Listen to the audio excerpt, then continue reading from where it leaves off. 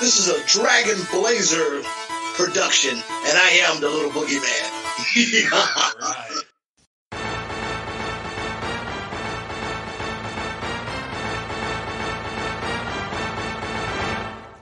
Coming down the aisle, it's the podcast tag team champions of the world, the Rage and Blaze Show.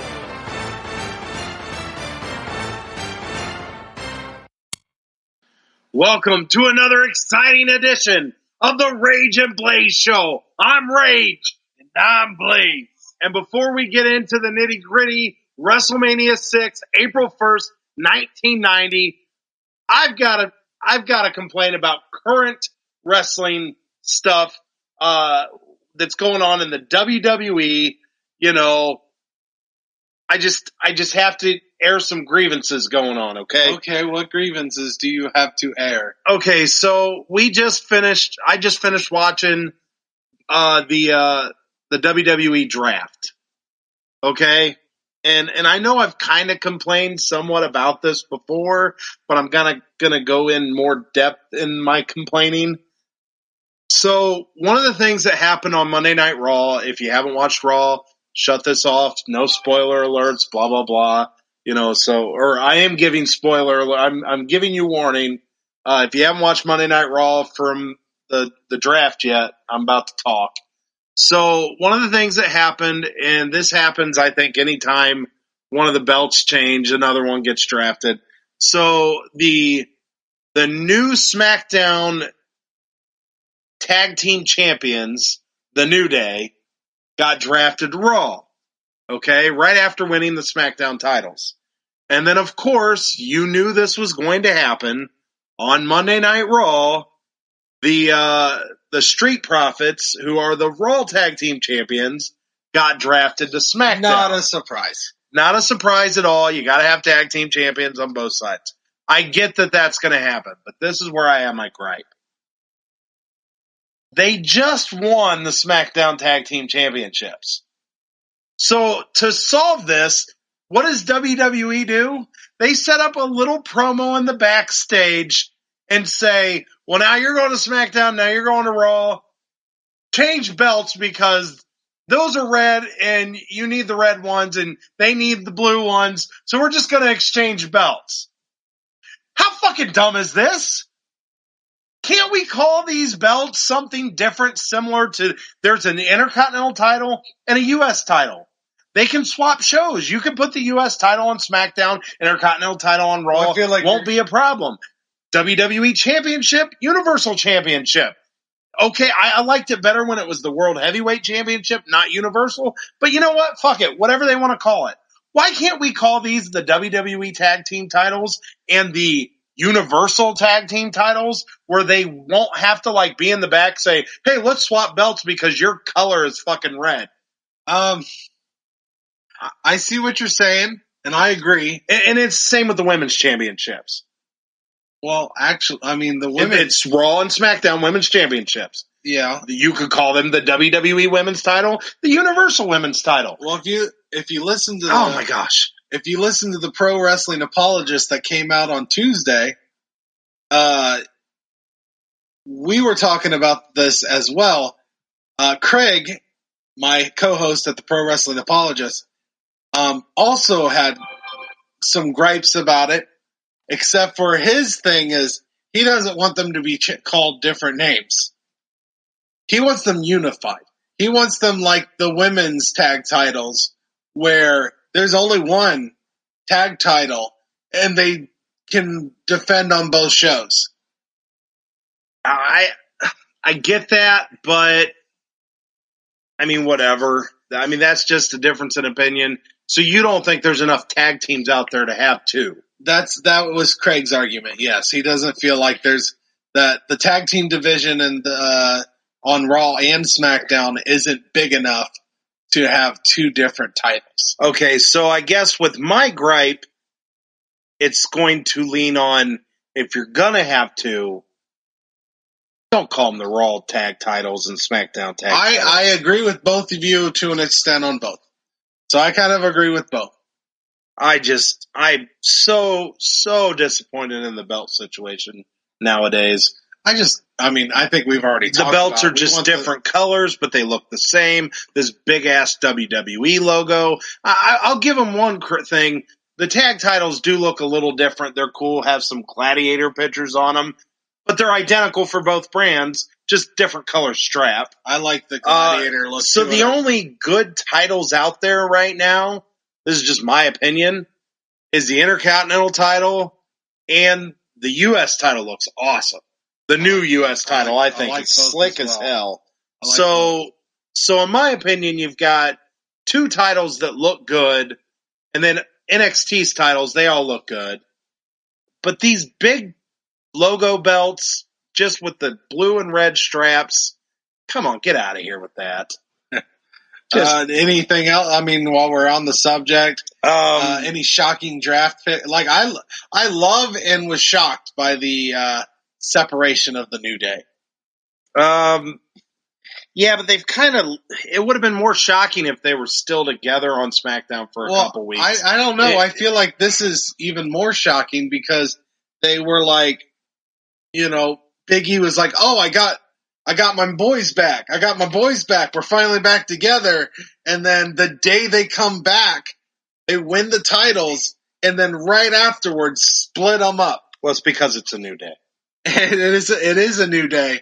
And I mean, as we've talked, you talked to Craig about this on the episode. You were on Pro Wrestling Apologist. He just wants them to strap the rocket. He's hoping this means Big E is winning the Royal Rumble is what he's hoping for. And he might be right. If you're separating them, you're definitely giving Big E a singles push here. And it's not just because the other two are injured now. I guess you're going to continue this. I guess the rumor is essentially the New Day will still be New Day. It's just one member is on one brand and two members on the other brand, but they're still going to be the New Day. Like Big E is still going to essentially, they're probably not giving him a gimmick change. He's going to be Big E from the New Day, just not with his boys. I don't know. We'll see. I think he gets new music. Maybe. He could. All right. Okay. Enough of that. Let's go ahead and talk about another video game before we get into the action with WrestleMania 6 here.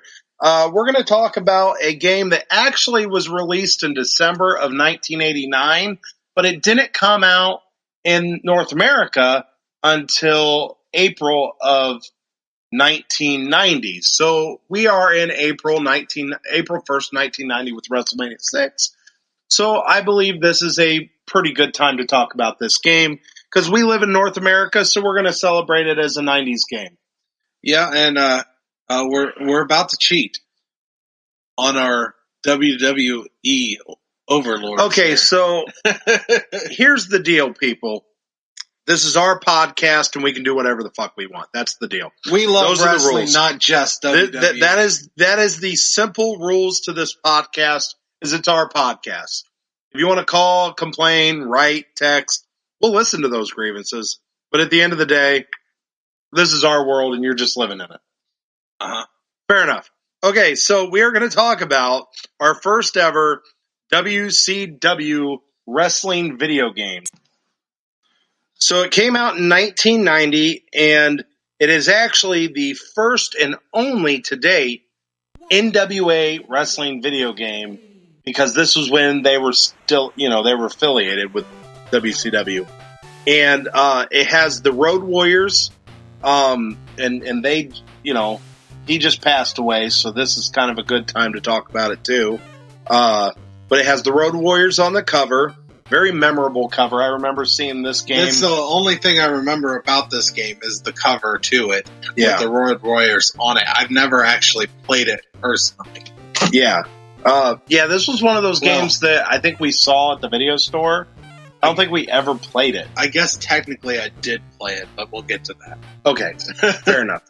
So, anyhow, you get eight wrestlers to choose from. You can play as the Nature Boy, Ric Flair, Sting, Lex Luger, Mike Rotundo, Road Warrior Hawk, Road Warrior Animal, Steve Williams, Kevin Sullivan, Ricky the Dragon Steamboat, Rick Steiner, Eddie Gilbert, and Michael Hayes. So, and then at the very end of the game, you wrestle a guy called WCW Master. But He's a masked wrestler, not to be confused with the Shock Master. It should have been the Shockmaster. Should have been the Shock Master. That should have been the fun. But that's more like might have been the inspiration to Shockmaster. That's more like the final boss, like Shang Tsung or in Mortal Kombat or yeah. So anyhow, and very unique to the time. You actually, before the matches, got to pick your moveset. You had so many moves to choose from. I believe 8 moves you could choose from, and you had to select 4 to choose from and assign to a direction on the D-pad. which is really cool. Which is really innovative for that time period. Very, very cool. This game actually seems like it was probably better than the WWE game that came out the same year. Yeah. So it was very neat move, or very neat game. But the one thing about it, and very similar to Super Mario Brothers 2, that was released in America, that was a reskin of a Japanese game. This was also a reskin of a Japanese game called Superstar Pro Wrestling. So they literally just took this Superstar Pro Wrestling game that came out in Japan. They slapped WCW wrestlers on it and called it WCW Wrestling. Oh, see, Yeah, this isn't the game you were thinking. I was thinking of a different game. I was thinking of the game where you had Starman. I remember Starman being one of the... Yeah, you're thinking of Pro Wrestling. I think it was just called Pro Wrestling on Nintendo. I was thinking that was the game that got reskinned, so that's my mistake. But yeah, I mean, we watched the video for it, and it seems like, at least for the time, it seemed like a very innovative and fun game. Yeah, I agree. So, but yeah, what I was saying though is, on Super Mario Brothers 2, it was actually a game in Japan called Yume Kojo Doki Doki Panic, and they reskinned it and turned it into Super Mario 2 for the United States because they said us stupid Americans, it was too hard of a game for us. So we end up eventually getting Super Mario Brothers 2. Large penis. Well, so we eventually get Super Mario Brothers 2 in the form of Super Mario Brothers The Lost Levels and Super Mario Brothers All-Stars that came out for the Super Nintendo. So we eventually do get the true Super Mario Brothers 2. But if anybody ever, listening out here that didn't know already, that's why Super Mario Brothers 2 on Nintendo seems so different. I actually like Super Mario. Yeah, it's a fun game. It's very weird, different compared to the other Mario Brother games. But yes, it turns out WCW did the exact same thing.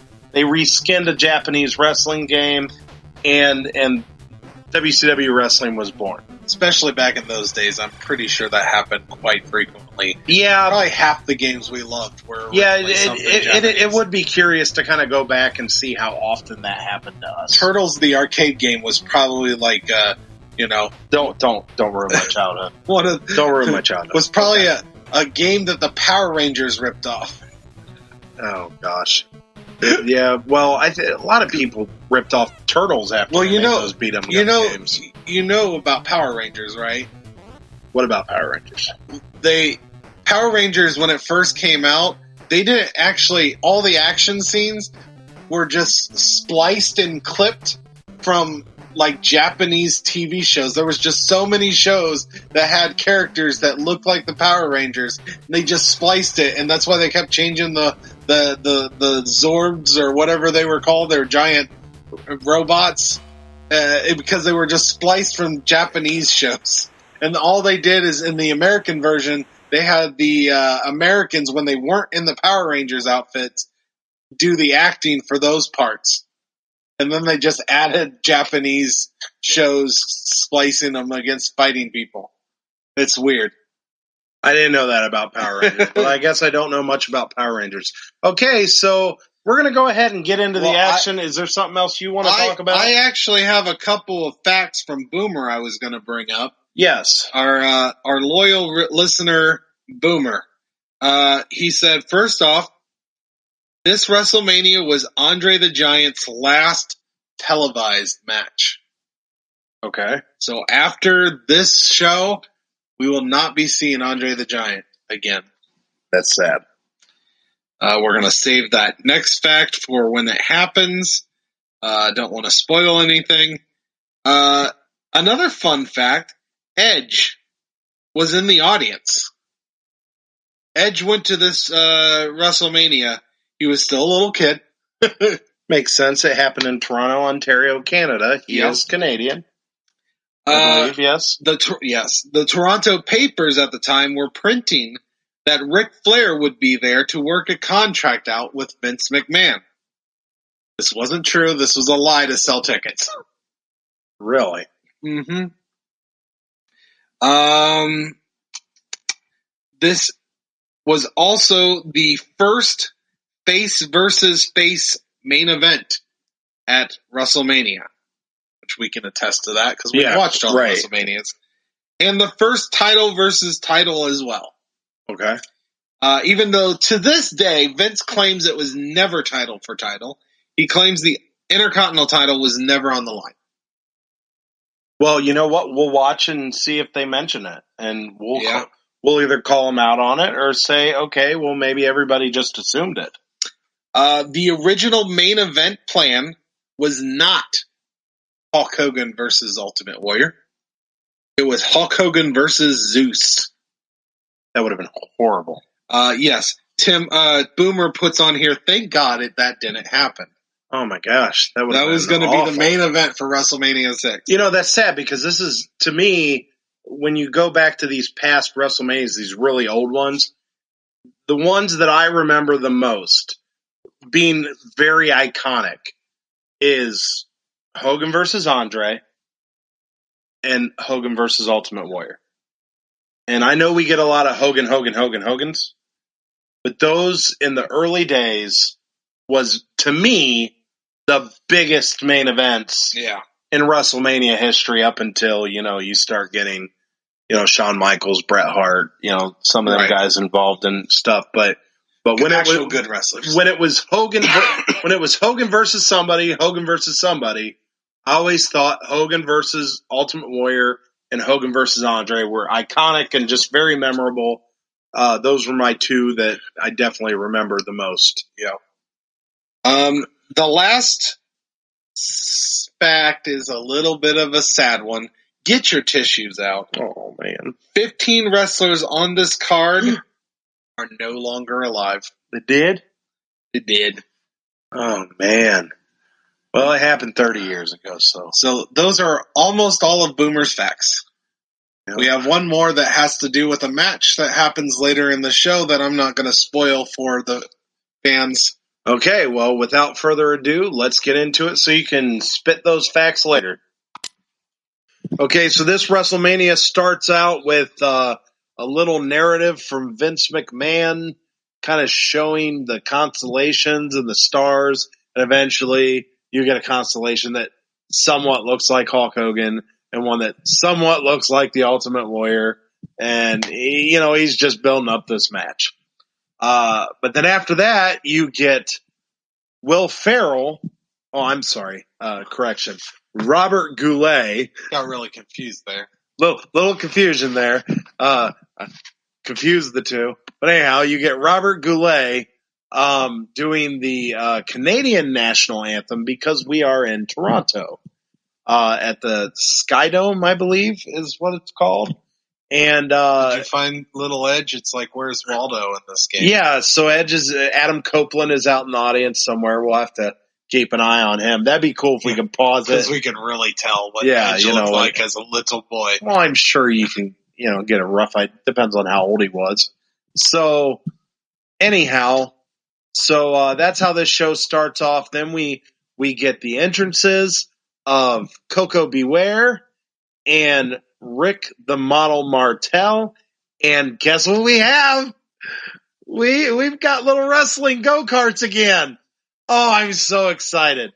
Oh, so this WrestleMania already feels bigger and better than every other WrestleMania, and on par with WrestleMania 3 so far. I'm super excited for the wrestling go-karts. Super excited about that. Those are awesome. Those are my favorites.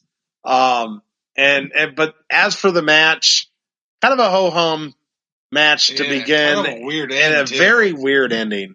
Rick the Model gets in like a Boston Crab, and you didn't even really see Coco say anything or wave his hands, and the referee rings the bell, and well, like we said, I guess he said, "I quit." He must have. I quit. But it happened almost as soon as he applied. Yeah, it was weird. He didn't even try to fight. Yeah, so it was just sucks. It was just kind of a quick ending. Just not much of a match going on. It wasn't. I guess it wasn't bad. It was just short and just not a lot of substance to it. Yeah, it just wasn't very. So impressive. hopefully the matches get better. But so far, this is how this show started. Well, I while you were talking, I looked it up.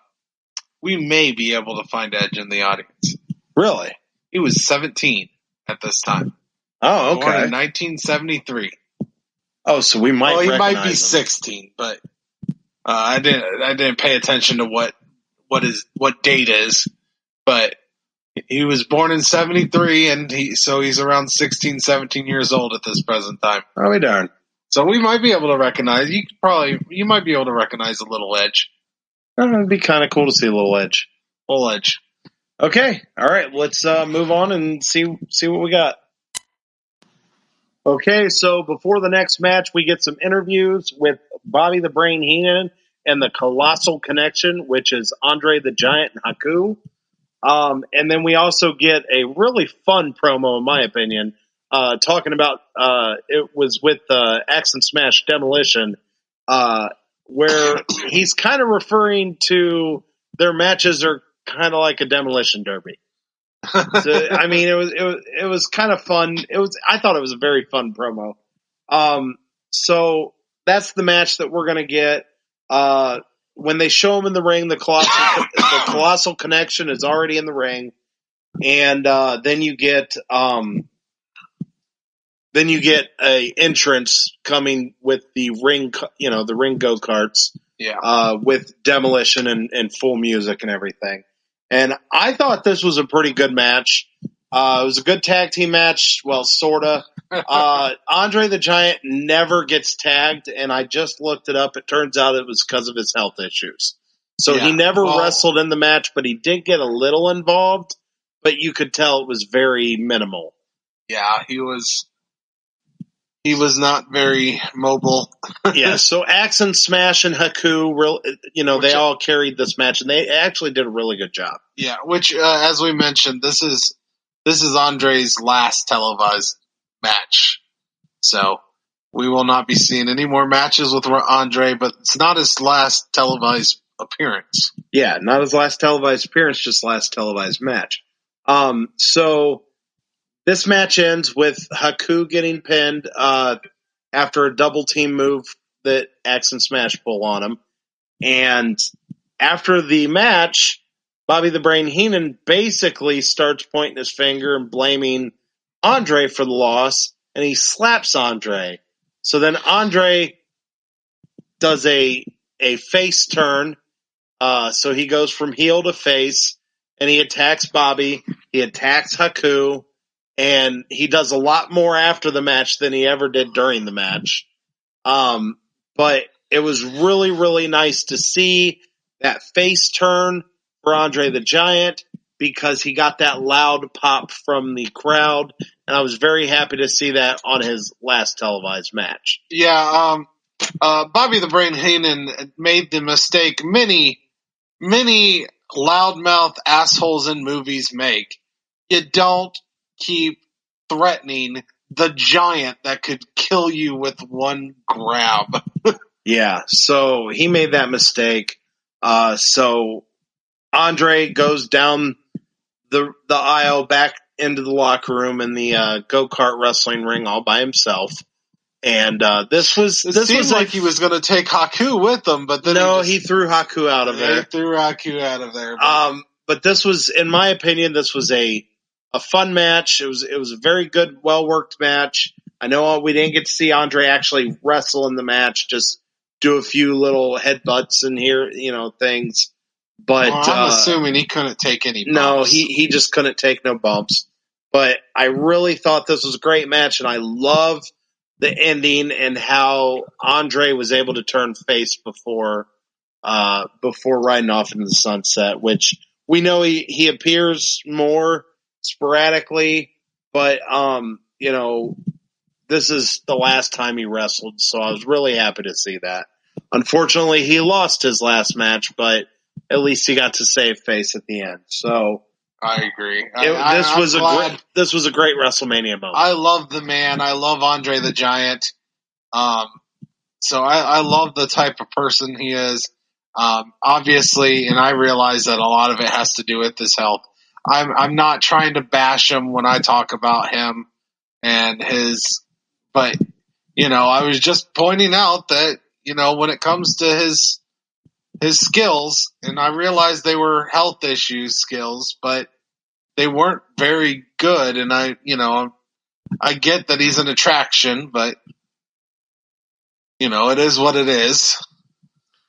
Okay, so that is the end of that match and the end of apparently Andre in the ring for us, for our podcast. So I was told something, and I didn't verify it, but it's pretty disgusting, but it makes a lot of sense considering. Would you like to hear it, Rage? Is this the Boomers? No, this isn't. Okay, This is not. This is our cousin Bobby's.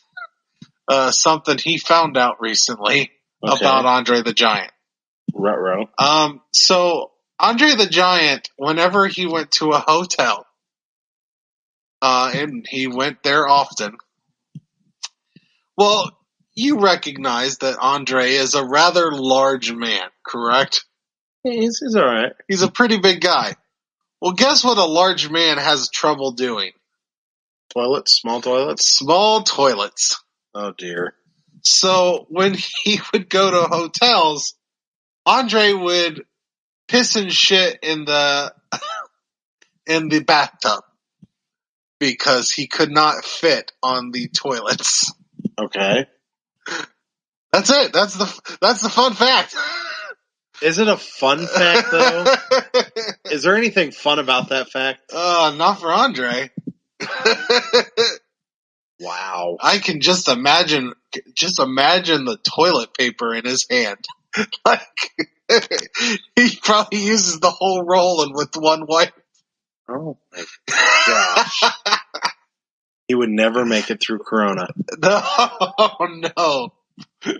Well, I mean, I guess he could have, instead of using toilet paper, he just takes a shower afterwards, cleans everything up, cleans him up, I guess it is kind of convenient. You're right there. You're right there. Just, but yeah, he was telling me. Well, this show's gotten disgusting. Okay, on that note, we're gonna move on. All right. Okay, so next thing we get is a Jimmy Hart and Earthquake interview, and it is no longer the Canadian Earthquake. He no longer has the Canadian flag on the front of his singlet. So now he is just referred to as Earthquake. And he also used the term natural disaster, which becomes his tag team name, the Natural Disasters with Typhoon. Well, he doesn't need to call himself the Canadian Earthquake because he's in Canada. He's just Earthquake now. It's actually, wow, that's a good point. I wonder if they dropped it just because of that, or we'll have to look that up. But he doesn't have his. He doesn't have the Canadian flag on the front of his singlet either. I guess when you're trying to be a heel, that Canadian flag and everything's okay in America, but if you're in Canada, They might cheer for you if you got the Canadian flag on your chest. You know, that's true. And he was definitely the heel in this match. That could be another reason why they dropped it. Didn't call him the Canadian Earthquake, because they were like, well, he's kind of a dick, but, you know, he's from Canada, eh? I don't know. I want to cheer. Well, regardless, he comes out and he's going to face the mighty Hercules. And this match, I thought, was better than it was going to be.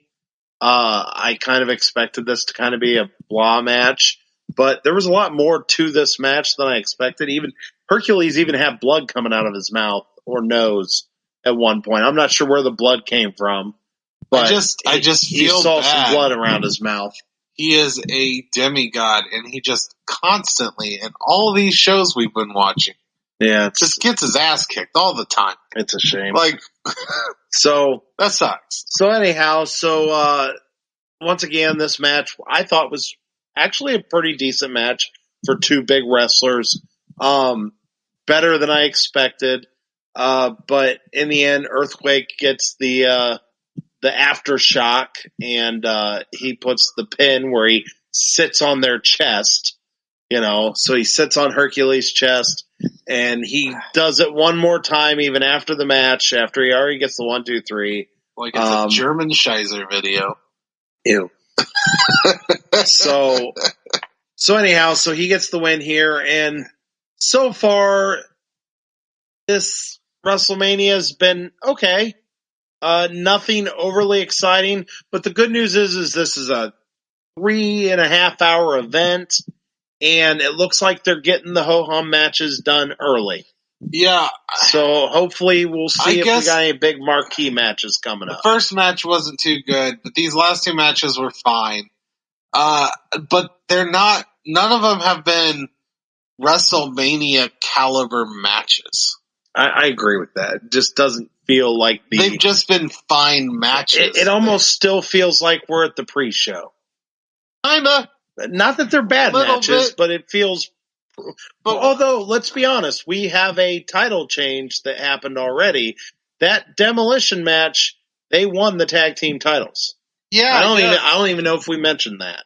But when you're on the showcase of the Immortals, you expect a little bit more.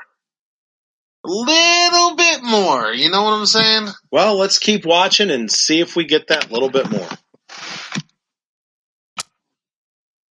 Okay, so before any more matches, we end up getting an interview. Columnist Rona. Yeah, she got the Rona. Rona Barrett interviews Miss Elizabeth. They talk about how stunning she is, blah, blah, blah, end of interview, okay? We're going to move on to the action. You know, she's very attractive, but holy crap, she is so devoid of personality. Yeah, she doesn't really do anything for wrestling. She just, I don't know. She's a very boring person. Very much so. So then we get into the action, and we get the Genius is standing in the ring, announcing Mr. Perfect.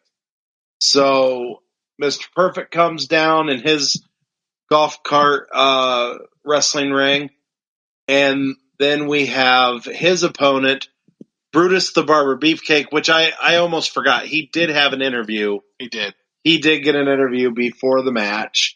And so this was a pretty good match. I thought this was a good match. So what did you think? I think it's absolutely bullshit. So, by the way, this is the match that I was waiting on that Boomer talked about. This was Mr. Perfect's first loss in the WWF. Oh, okay. And it's kind of a disappointing first loss.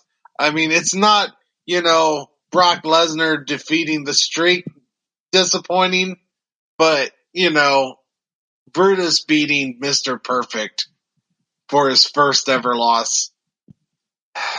You don't like Brutus the Barber Beefcake? I don't not like Brutus the Barber Beefcake, but I respect the Perfect Streak more.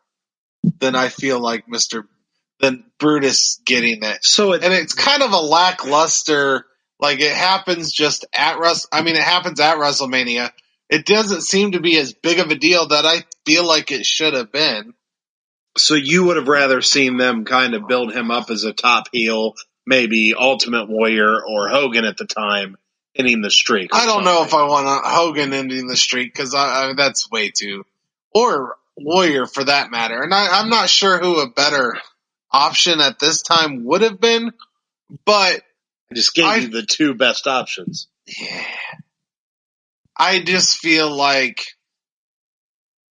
it should have been someone that was more up and coming, and I don't see that with Brutus. Like, I would have liked it.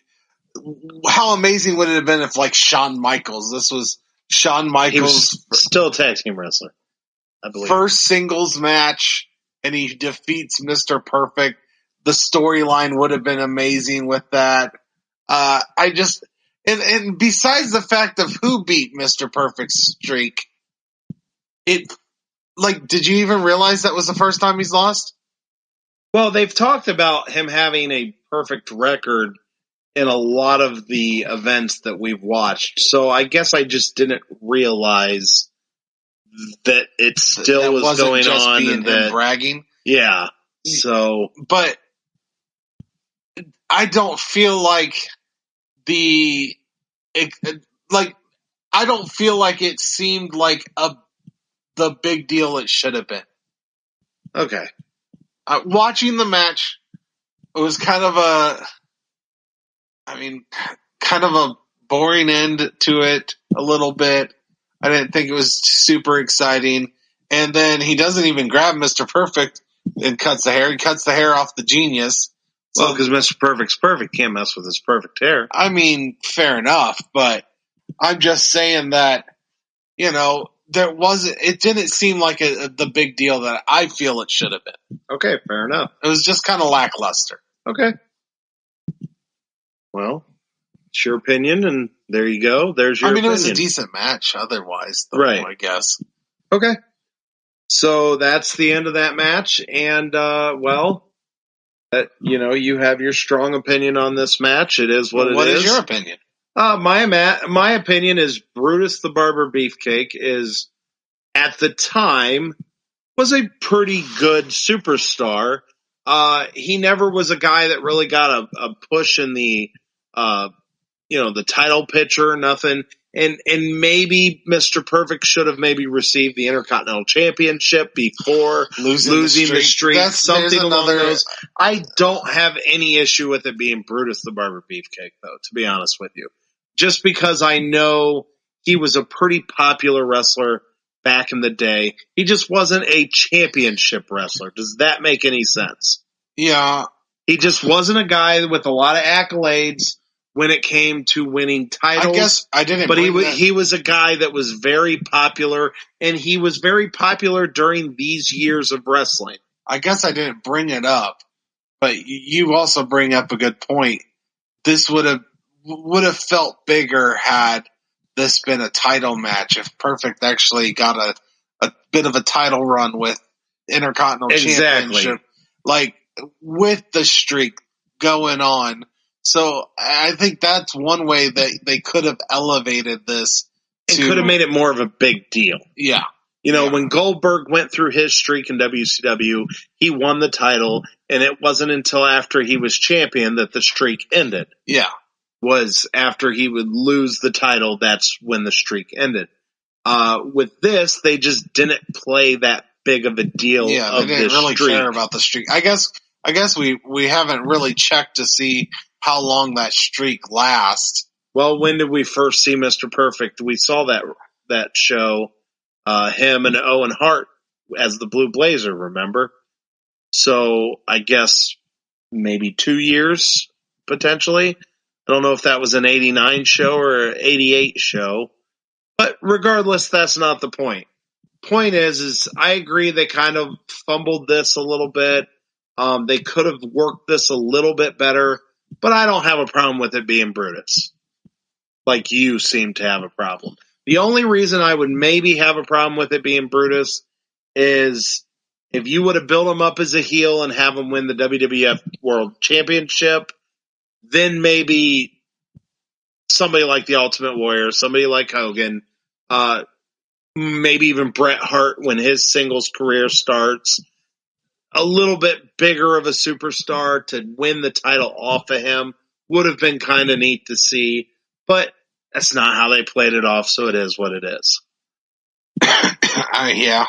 So, okay, so like we said, the perfect streak has ended.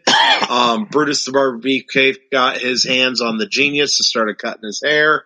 And I think we're going to move on from this match. I also wanted to bring something up that I brought up while we were watching. How much does it suck to face Brutus the Barber Beefcake? Oh, I want to every single time you end up getting a haircut. You get a haircut. Could save you some money though. Yeah. If he does a good enough job. Yeah. Okay. Okay, so we would like to just warn the listeners here that we do not condone all actions in which that has happened 30 plus years ago.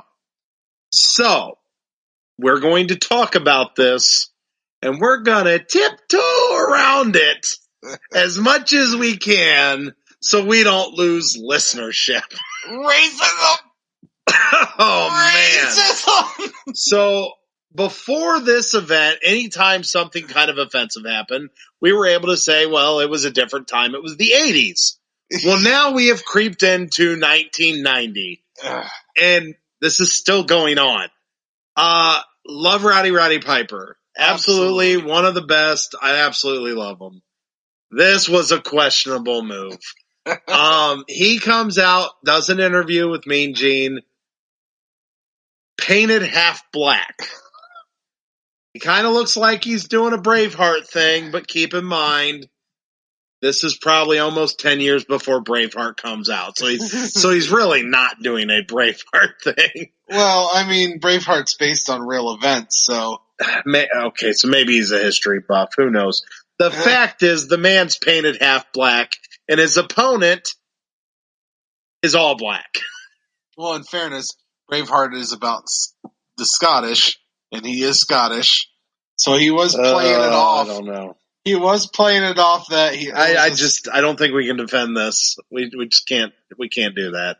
No. There's no way of defending this was very uncomfortable. This is very racist. Very uncomfortable. So we apologize to any listeners. Just be warned when you watch this on the WWE network that he does half blackface. But then he comes out to the ring. This is 5 years before Braveheart. 5 years before, so what was that, about 95? Okay. 95. So he comes out to the ring, and he is dressed like that throughout the whole match. Whole half a body. Like, literally, one half of his body, head to toe, is all black. And even in the 90s, Bad News Brown, who, if we all remember right, also has the name Ghetto Blaster, so... As his finishing move, yeah. As his finishing move, which we also find a little questionable, that WWE gave a black man the finisher name Ghetto Blaster, but he even looks at Rowdy Piper and, starts motioning to his face, like, are you serious? Like, what is this? What is going on? So he even brought up a little bit about the racism before the match starts. So this match has been brewing since Royal Rumble. They gave us a little video package of the feud before the match started, showing that Rowdy Piper eliminated Bad News Brown, and then the two just started fighting up the ramp at the Royal Rumble. So they give us a little backstory. A little bit more has happened in between. So now we got this match, and this was a pretty good action-packed match.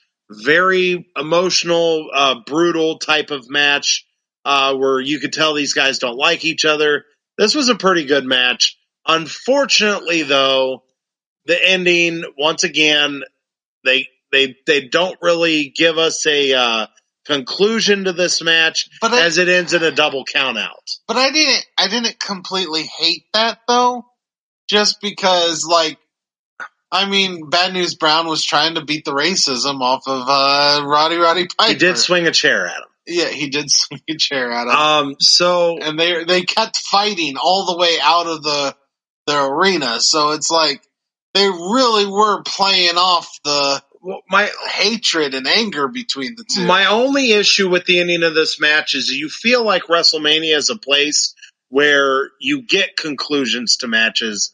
You build up those matches to get a winner or a loser. So I guess the only way this kind of could save face is hopefully the next pay-per-view we get a conclusion to this feud. Which will be SummerSlam. Would probably be SummerSlam. But they might conclude it at a different show, so who knows. But I guess my point is I feel like WrestleMania is the place to finish the feuds as opposed to keep it dragging on for the next show. Does that make any sense? Yeah. That'd be my only gripe to this match, but it was a very good match. I've had a lot of gripes in this show that we've been doing, and I didn't. Yeah, I guess I understand your point. It's WrestleMania, but we should have conclusions at WrestleMania, not double countouts or double disqualifications. It just feels like the type of show that we have winners and losers. We all know, children, why we hate the double disqualification. Because they're not real double disqualifications. Fair enough. That is true. Somebody has to have started the DQ. So, okay. So, we're gonna kind of sidestep away from that subject. And we're gonna move on to the next thing this show has to offer. We're hoping for some less racism. Yes, less racism would always be great in this show. Okay, so before the next match, we end up getting a little bathroom scene. But they were in a bathroom. They were in a shower. I don't know if they cared to point that out, but they were in a shower. With Steve Allen playing piano, and he is supposed to be playing the piano for the Russian national anthem for the Bolsheviks, Boris and Nikolai Volkov, or Boris Zarkov and Nikolai Volkov. But he ends up kind of playing a little bit of funny stuff. And, literally everything but. Yeah, so pisses them off. So then we get entrances of the Hart Foundation, Bret the Hitman Hart and Jim the Anvil Neidhart, and they're going to be taking on the Bolsheviks, Boris Zolkov and Nikolai Volkov. And this match lasted all but 19 seconds. The Bolsheviks didn't even take off their Russian jackets. This match happened so quick. And Bret the Hitman Hart gets the 1, 2, 3, and this match is over. Yeah, it was a pretty cool little clothesline. The Jim the Anvil picked up, I'm not sure which one that was, Nikolai or I think it was Boris. And then while he's holding him, Bret Hart clotheslines him and gets the 1, 2, 3 and even counts it out with his fingers as the... I was kind of shocked by this. Just how quick it was?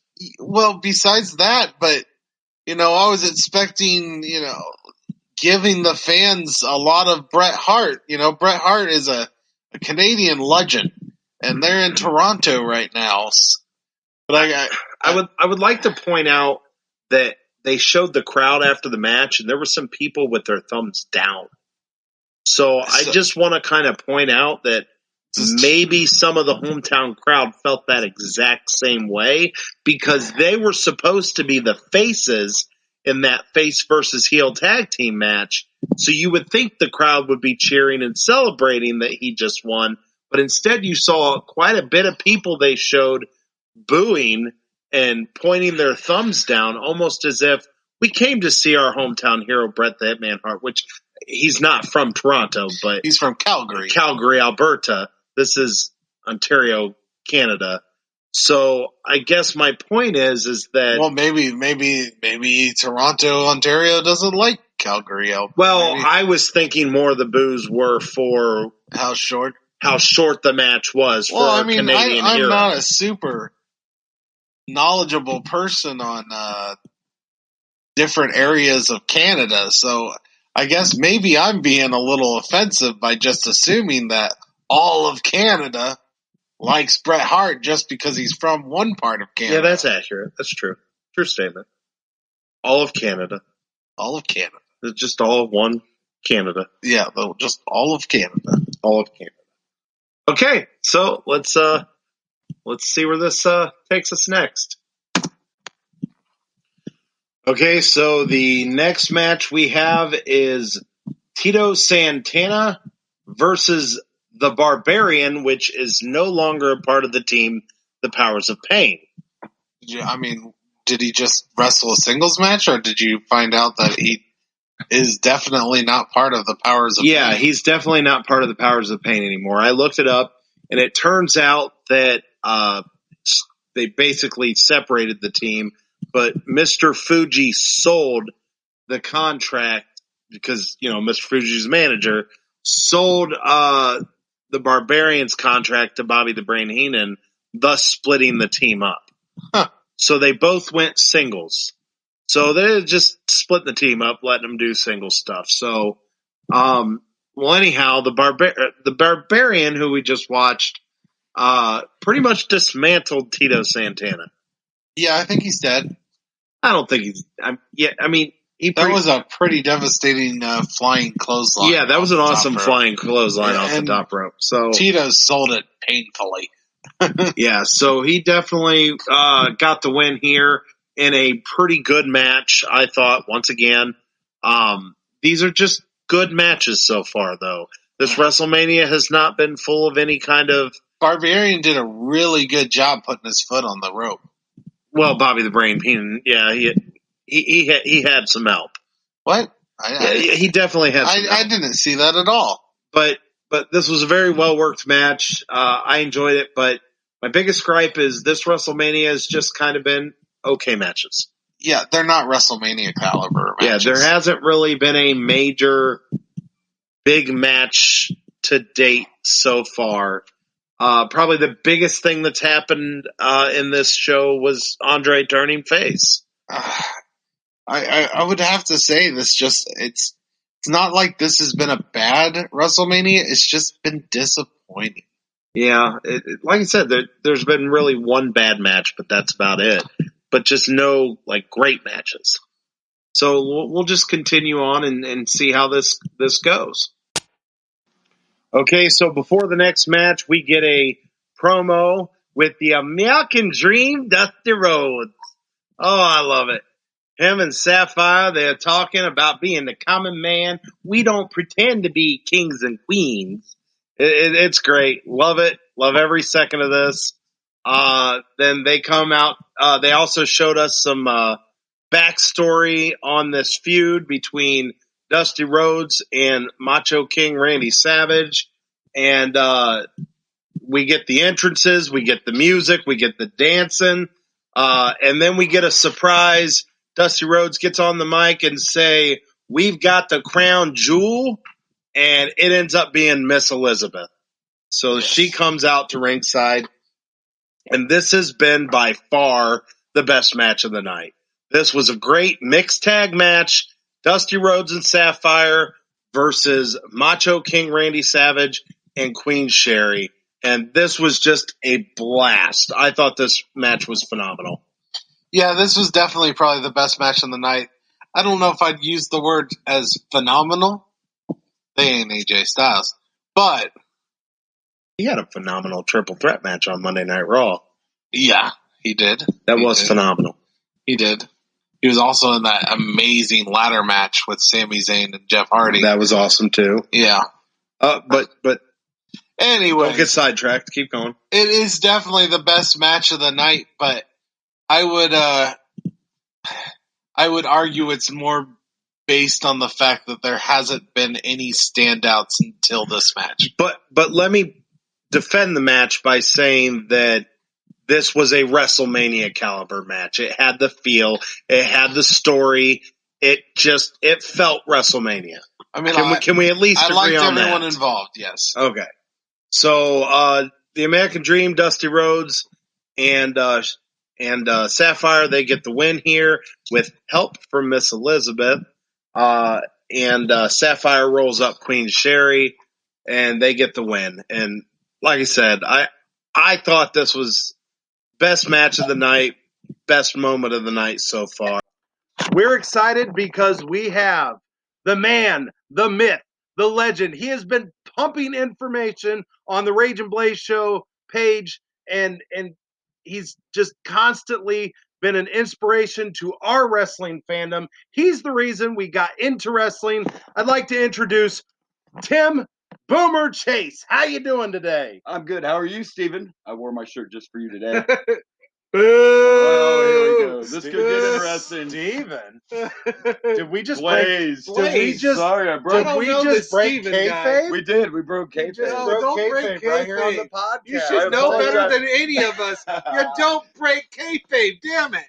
We got to be more professional. We do. He's This is wearing very professional. He's wearing a Hawkamania shirt, And I'm wearing the Ultimate Warrior shirt. and we're not Hawksters here. Kind of it's a WrestleMania. Well, I'm not a Hawkster. I'm not We one know of the you're not a millions of Hulkster. Hulk Hogan fans.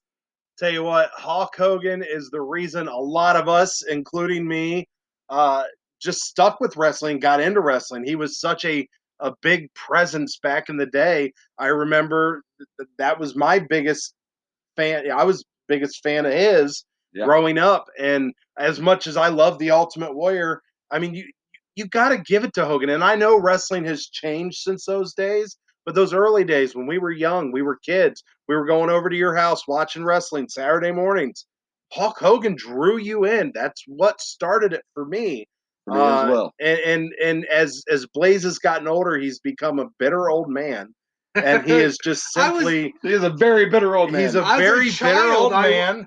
The more he has lost his hair, the more he has gotten bitter to Hulkamania. Yeah. And it's just sad, but it's just what has happened in life. You know, I don't know who hurt you to make you this way. even before I started getting hair like Hulk Hogan, okay? Even before that happened, I was not a Hulk Hogan fan. Who should have got you into wrestling is Roddy Piper. That man is fantastic. And he had a full head of hair. He did have a. I'll tell you what, the crazy thing is Hogan lost his hair before he was a superstar. You know what, Rage? It's just We kind of had amazing. a man who was talking about anti-bullying, and I feel a little bullied right now. I feel a little Good. bullied We're right here to now, gang up on and I you. don't That's okay. appreciate it. I don't appreciate it at all. There's a lot of Hogan haters in the world, but this man has done so much for this business, and you can't deny that. Oh, no. You don't have to be a fan of him, but he took it to the mainstream. That's right. He, at the end of every episode, poses for 10 minutes. And he gets the biggest pop The during biggest those pop. 10 minutes. I can't help it. Those fans are dumb. Oh, here we go. This was a different time. They didn't know about hardcore wrestling. They didn't know about people like Shawn Michaels. Or good wrestling. No, I mean, it was a different business back then. It was. So when you watch old wrestling, you have to remember there's a different element of wrestling throughout the years. Wrestling today is not the same as it was during the Attitude Era, nor was wrestling the same in the 80s and early 90s before the Attitude Era. Well, Exactly. They had to get bigger and better because competition started creeping up on them. Fair. That's fair argument. But I'm going to send my love to the Macho Mans. I'm going to send my love to the Rowdy Piper. I'm going to send my love to the $1 Million Man because they were fantastic at a time when wrestling was different in your eyes. Wrestling. Yeah, and where did all those guys wrestle? In the WWF, and they would have never made it there if it wasn't for Hulk Hogan. He paved the way. I remember watching when we did this podcast. You watch WrestleMania 1. How many big stars really were there? I mean, just go through the show. Rowdy Piper, Rowdy right? Piper. Rowdy Piper was there, but Hogan was there. Hogan was there. Was Macho in the first one? I'm trying to remember. I don't think he No, was. I I don't think think he was Macho in the Man- first one. But we know the did. first one was just he a in the first glorified one? house show, so it's okay. Oh yeah, according to Glorified house It glorified was. house show. Tell me it's not. Tell me it's not. WrestleMania 1 did not age well. That was not Did a not age well. WrestleMania show. But it was the wasn't. baby. It was the first. I realize that. But I'm watching this as a future watcher, and it's a glorified house show. I'll tell you what, it got bigger and better. I mean, once you saw WrestleMania 3, how huge that was, I mean, it's just gotten so much bigger from there. And then 2020 happened and went little bitty again. So I'm just saying, Raw and SmackDown is bigger than WrestleMania 1. Fair enough. Wow. The first Raw The first is one. bigger than WrestleMania 1. It's a glorified house show. Okay, well, It's we can agree. We can agree to disagree, but hey, before we get into the show, unfortunately, due to scheduling issues, the original plan was to have Boomer here on the both part 1 and part 2 of WrestleMania. Unfortunately, that did not happen. But Boomer, you went home. You did your homework, right? Yes, I did. Yes. So why don't you help recap the people on the first half of WrestleMania 6? Some of your opinions. What did you think? Did you agree, disagree with us? I think you guys were pretty on the money. The opening match was hard to watch, and I'm a fan of Coco and Rick Martel. But so far, actually, from what I don't remember this card. I've seen this WrestleMania more than once, but I don't remember the card. And so far, I'm just like, wow, I think this whole thing was about Hogan versus Warrior. I really do. And the sad thing is that this WrestleMania is so remembered to be a great WrestleMania. And I always remembered it as like, if you ranked your WrestleManias without doing this podcast, we're just talking based off of memory, based off of just I remember Andre and Hogan. I remember Ultimate Warrior and Hogan. You know, there's certain WrestleManias that you just remember the main event and you think to yourself, when you think of the greatest WrestleManias of all time, you kind of put that in your category. Yeah. But now that we're watching it now and we're kind of reviewing it, it's really not been a great WrestleMania. No. I still do believe that the main event's going to be bigger than life that you remember, and I hope it's as great as I remember. But the actual WrestleMania itself has been one of the most lackluster WrestleManias we have reviewed on this show. Not the most lackluster. No, that'd be WrestleMania 1. But that would be the house show. The first one. But I'm just pointing out. But you're right. It is. It's one of the most memorable. I mean, even where you're at this point in your show, to me, this is the biggest main event. This is bigger than Andre and Hogan, in my personal opinion. Especially at this time. I agree. And, I'm a little more excited about this than Andre and Hogan, because I think where Andre and Hogan were more of a attraction, it was mostly the big thing was, oh my gosh, Hogan body slammed Andre. That was the big draw. Where this we have two, and we've been watching this, and I loved Ultimate Warrior as a kid, and I'm not hating him, although his promo work is very interesting. And I'm not even going to say bad, because it's entertaining. It's ridiculous. Fucking ridiculous. But it's entertaining. It's fun to watch. But it's not good. It's like a train wreck. You don't want to, but you can't look away. That's what Ultimate Warrior's promo work is. And he's not the greatest wrestler either. But here, and the reason I'm kind of excited about seeing this, and I've never seen this, I believe we've mentioned this, never watched this WrestleMania before. But we got two major personalities. Yeah. And I think that's what's going to make this interesting, because Hogan obviously is an over-the-top personality. The Warrior is an over-the-top personality. So I am looking forward to this more than Andre, because I already knew, I can say I knew what the big highlight of the Andre match was. Yeah, Hogan body slam. I don't know if I ever watched that match before I did this podcast, but I've seen that body slam. It's one of them things they show the footage all the time. Yeah, you do see clips. Yes. This is a lot different, though, because it's the two biggest stars right now at this point. And Hogan threw the challenge out when they had the big build up to the match that he said he needed to prove. He needed to see himself if he could beat the Ultimate Warrior. You know, and the sad thing is I just thought about this while we're sitting here talking, is they actually had the opportunity to do this last year. I say last year like it was recent, but I'm talking last year, 1989 in WrestleMania 5. Right. They had Hogan versus Macho Man. Macho Man was huge, and then they turned him heel. And they kind of completely changed the aspect of that WrestleMania where they could have done face versus face a year ago.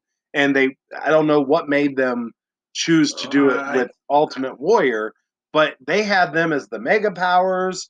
They could have both stayed faces, but Macho went so heel before WrestleMania 5 that it just kind of changed the aspect of the... And this was one of those WrestleMania firsts. Vince McMahon was not a fan, and it's just old school, old mentality of wrestling. You don't have a face versus face main event because who do the fans root for? Exactly. And then who wins and who loses, and doesn't the winner kind of look like a heel even if he doesn't do anything heelish because you just took down everybody's favorite wrestler. So this was something Vince McMahon never did before. It's one of those firsts for sure. I see what you're saying with the Macho Man thing, but you got to realize Macho Man was a pretty big heel before he became a face and started working with Hogan. I'm just saying they had the opportunity. They could have done the and face they kind of had the opportunity in WrestleMania 3. They turned Andre heel to make that Which main just event goes back to that point that Vince didn't want to face versus face in his main events. He just didn't think they worked. Yeah, but I don't know if the Andre Hogan match would even work as Andre as a face too. Probably wouldn't have, but I get the point he's making though. The opportunities were there. Yes. Obviously, I bashed that match, and the parts that were good about it was the fact that he had $1 Million Man in his corner. So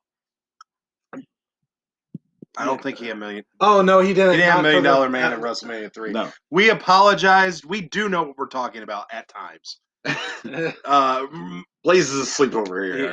He did not. I think he did have Bobby the Brain the later he's stuff. in so much rage for my Hulkamania shirt, he doesn't know what he's talking about. No, he just now. That's the problem. He saw the red and yellow and was like, no! Which I've never even wore this shirt, by the way. Really? I've never wore this shirt ever. So you just did it to antagonize I did. It was intentional, yes. This was in your collector case with your Hogan stuff. Yes. And you're like, this is never going to be worn. And then you're like, I'm doing a podcast, and I know he hates on Hogan all the time. You know what? It's worth it. You know what? As the heel of this podcast, I respect it. That's right. Yeah. I can throw a little back at you. I like it. I like it. I don't like the shirt, but I like it. He devalued his collectible shirt just to throw shade at Blaze. Okay, with that, I appreciate that move. That's right. I do. I appreciate that move. With that note, I think it's time to get into the action. It is time to finish WrestleMania 6. Okay, so usually we watch a match and then we talk about it.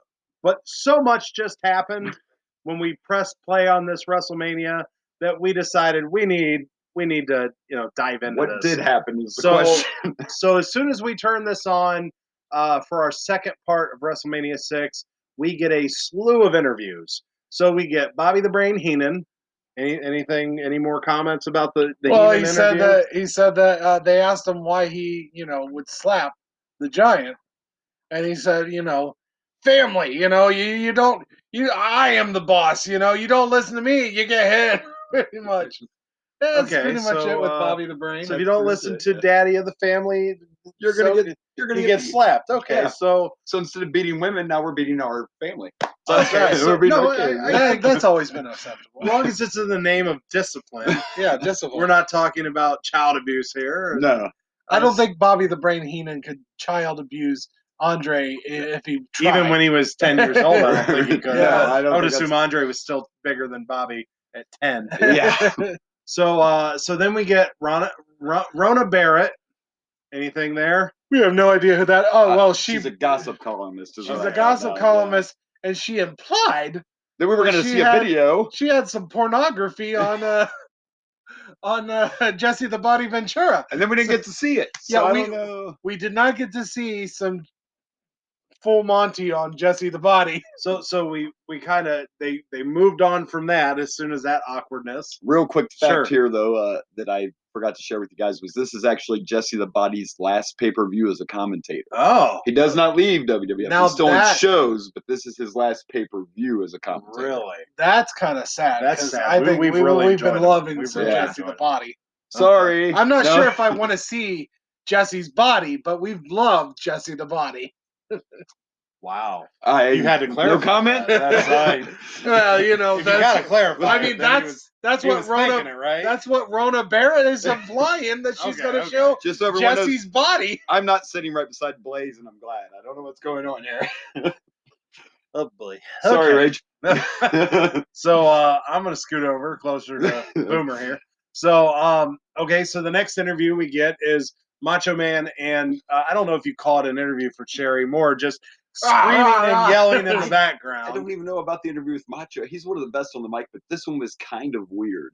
Yeah, it was kind of hard to follow. I don't know.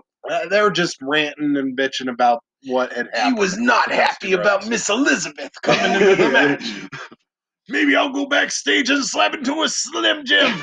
Once again, he did not say that yet. No, you're way ahead of that. They're a little ahead. Oh. A little ahead. I had a Slim Jim yesterday, and I couldn't help Did but you say snap into Did into a you Slim it? Jim. perhaps snap And into it? My Yes. wife gave me this look like, really? You're not getting laid tonight. Wow.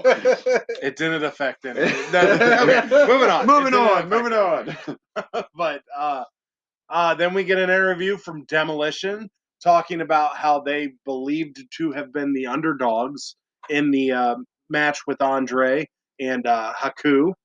And they win the tag team titles, and they say we can't even enjoy it because the Hart Foundation's already trying to challenge us for the championships. And they I pretty thought much that was a said- pretty good. Actually, I'd like to point out this is a good time that Demolition has actually been really good on the mic. Yeah. Every time we've seen them, they've been very good talkers. And I guess I remember Demolition growing up. I remember liking their look. I don't remember them talking because I was a kid back then, and I focused more on the action and the makeup and the outfits. And I never remember Demolition in this light. Yeah, if we paid attention to promos, I don't know if I would have been an Ultimate Warrior fan, or maybe I would have been a bigger one because I've been like, ooh, aliens. He's an alien, Daddy. So But I do just want to at this time give them props. Yeah. For being so good on the mic because they have been every time we've seen them. They have. Now on to the next one. Oh, here we go. Here we go.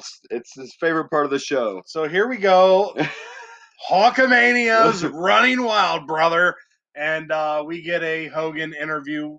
And I think this is classic Hogan. I mean- don't have a problem with it, but it sounds like the two of you have a little bit more to say about I'm waiting to hear Hogan- what he says. Hogan seems to be suggesting that Ultimate Warrior is going to perform some fellatio type actions on him. He's told him to kneel down, and when you get the breathe your last breath into the Hulk Hogan. It was. Are we watching the same movie? this. I don't know what did- play. I didn't. I don't really- know. Where's your mind today? I didn't see the same thing. I heard the little line about the last breath and all that. Yeah, but, and then he's like, get down on your first he's knees. talking Told about him to get Jesse him the on body his knees. porn, Yeah, and now I think- That's fellatio what with she Hogan. was suggesting. She was suggesting Jesse the body porn. I do think that Rona Barrett kind of put it in his mind, and now it's just Now it's just there. everything He is said- I he think the said rest he of the was show gonna- might be off the He's rails. gonna get on his knees and Okay. breathe his last breath into him. I'm like, what am I supposed to think here? I didn't catch Yeah. anything anything close to that. But Boomer, what did you think of this interview? I enjoyed it. It was your typical Hulk Hogan interview. Yeah. No complaints from me with that one. He poses right before he walks off the camera. It's He just has to show you the largest Yeah. arms in the world. the pythons. They have names. They are pythons. They are yes. pythons. 24 inches, if I am not mistaken. 24 inches. Liz. 24-inch pythons. Okay. Okay, so then let's get into the reason, more so than anything, why we paused this and why we decided not to move on to the next match and why we decided to talk about these interviews to begin with. And that is because the Ultimate Warrior talks. And every time he talks, we try to listen. We travel to space. And I would like to say that this is probably the most coherent interview that I think we have seen the Ultimate Warrior do during this podcast. Other than when he was facing away from the camera to talk, that I'm is pretty normal. sure he had That the is script behind him Oh. that he had to keep turning around okay, and be it like, was on a "Oh bench. yeah, that may be why this one was so normal. They were Yeah, like, you know yeah. what, we're It's like, writing this one. We can't just have you. hey, Ultimate We don't Warrior, want you man. off. We need to have a talk about all this alien stuff. So we want you to be, a human being. So if you could just follow the script. So he just kept turning around Yeah. to remember. And looking at on the bench. I bet they're in a locker room. And, You can see he's and in the then locker room. apparently he wasn't sure that he could shorten Hogan's name because he said Hulk Hogan, Hulk Hogan, Hulk Hogan 25 times, I think, in that one interview. Here's something interesting. See, you make stuff pop in my head. That's how we could go on forever. There's a reason for that. You do actually know that back in the day that the WWE had to work out a deal with Marvel to be able to use Hulk. And they could not use Hulk so by they had itself. He had to be Hulk Hogan. Believe it or not, that was a real thing. Well, freaking Marvel, huh? Yeah. Because of the Incredible Hulk. Well, I'll be damned. Yeah. But So they there's some could- more of my information. But popping they up. They couldn't could short- probably couldn't say say Hogan. Hulkster. They could say Hulkster. They could say Hulkster, Yes. Hulkamaniacs. Well, that is not what Ultimate Warrior did at all. No, he made sure to 'Cause he kept saying, said Hulk Hogan. He's like, and then to follow up with that suggestion that it seemed like Hulk Hogan was making, he's like, I am gonna bring us to be one. But the What? gist of it, though, is part of the reason it wasn't bad, though, is the Warrior was kind of saying, not only am I going to beat you, I'm going to take your fans, and I'm going to make this bigger No, than they're you gonna ever be were. one. It's gonna be a holy matrimony Right. all together. But he's saying that his Warrior verse is going to be bigger than Hulk Hogan ever was. And your Hulkamaniacs are gonna fall in line.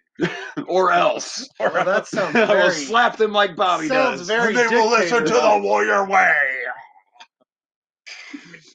But overall, it wasn't super crazy, so. No, it was very coherent for him. Now he did do the whole circle thing where he kept looking at the lockers and He not also, at the like, camera. throughout the interview, It was Right like, away, yeah, You're like, normal. I need to talk to Hulk Hogan. He actually told him he wasn't worthy to breathe the same air that the Warrior and Hogan breathed. He But did that's say what that. he this said. man's a face. This man's a face. He's like peasant. He did call him a normal. He though. called him a normal. a normal. He called him a normal. And that's true, but I'm sure you've also watched this enough now, and we all know how huge of a Hulk Hogan fan I am, but you've been watching enough of these pay-per-views to notice that Hogan does some heelish stuff a lot too.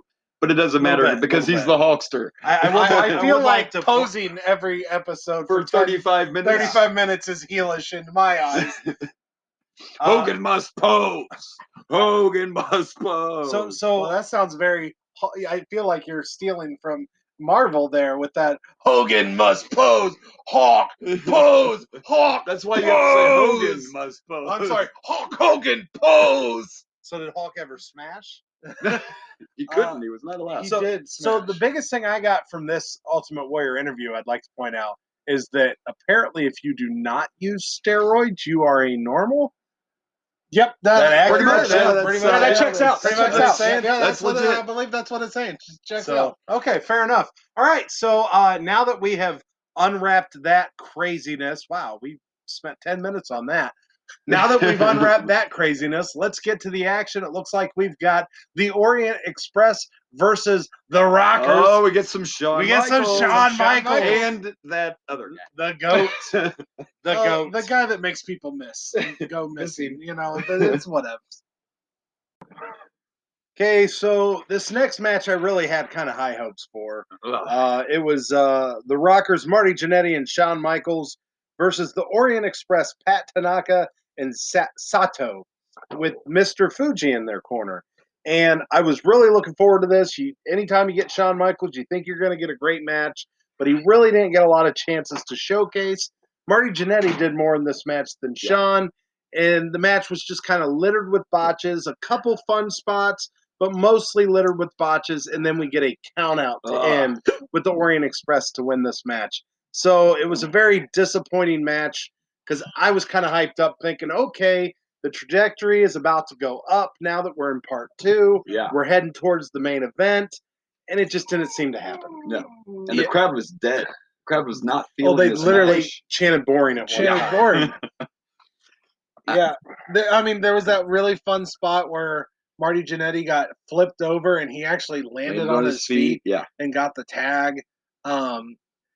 When he moved out of the way, and one member of the Orient Express ended up dropping the elbow on his own teammate. I'm surprised that doesn't happen more in wrestling, actually. What? When you're getting the 2 count and then the other team is going to break about to break up the pin and he just moves out of the way and attacks his own man. I'm surprised that doesn't happen. That doesn't really happen that often. No. And I'm surprised. There was also Marty Jannetty gets salt or whatever they throw into his eyes, and just to get counted out. He literally just falls right into the barricade on the outside. He did so. I think he really got some in his eyes. I don't know if that was fake because he just looked like tripped it was right not in front planned, of somebody's a bunch of fans. Definitely flipped right into the crowd, and that was pretty cool. Yeah. So there was a lot of really fun spots to this, but then there was a lot of botches. There was the super kicks that did not go well. The double drop kick that looked horrible. The double drop kick where they didn't even come close to hitting them. There was the cross body from one of the Orient Express. I think Tanaka maybe. And he just misses him. It was a lot of weird botches. It was a lot of weird botches. And the ring, the slams and everything were just so because the crowd didn't care. They got hyped a couple times when the Rockers were in. Marty Jannetty was the highlight of this match. Yeah, that's. Well, in our podcast, I think that's happened a lot, actually. Yeah, Sean just hasn't quite blossomed yet. You can tell that we know he's going to be. You can tell that Marty is the veteran, the really good one here, and Sean just. In fairness, Sean wasn't in the ring. He wasn't in much. No, he wasn't in the ring very much. But it was a weird match. It was pretty bad. And unfortunately, so far the highlight of this pay-per-view has been promos between Hulk Hogan and the Ultimate Warrior, and I don't know if that's a good thing. Well, hopefully this show starts to get better sooner rather than later. Because so far it's gonna head. We might shut this off. No, we're not gonna. Just kidding. I finally get on, and we're not gonna do that. But we have a commitment. We are going to finish the show. I enjoy a show where we bitch all the time. I have this thing about bitching. Apparently, no one could tell. Well, I also have another podcast with a certain person here where it's literally called bitching. Literally bitching. So, Okay. Right. Okay, so before the next match, we get a backstage interview with Rhythm and Blues, which is the Honky Tonk Man and Greg the Hammer Valentine. And line of the night is Honky Tonk Man basically asked the guy that's doing the interview if he's excited to see them perform tonight. And he said, I haven't been this excited since I found out Pee Wee Herman was straight. No context.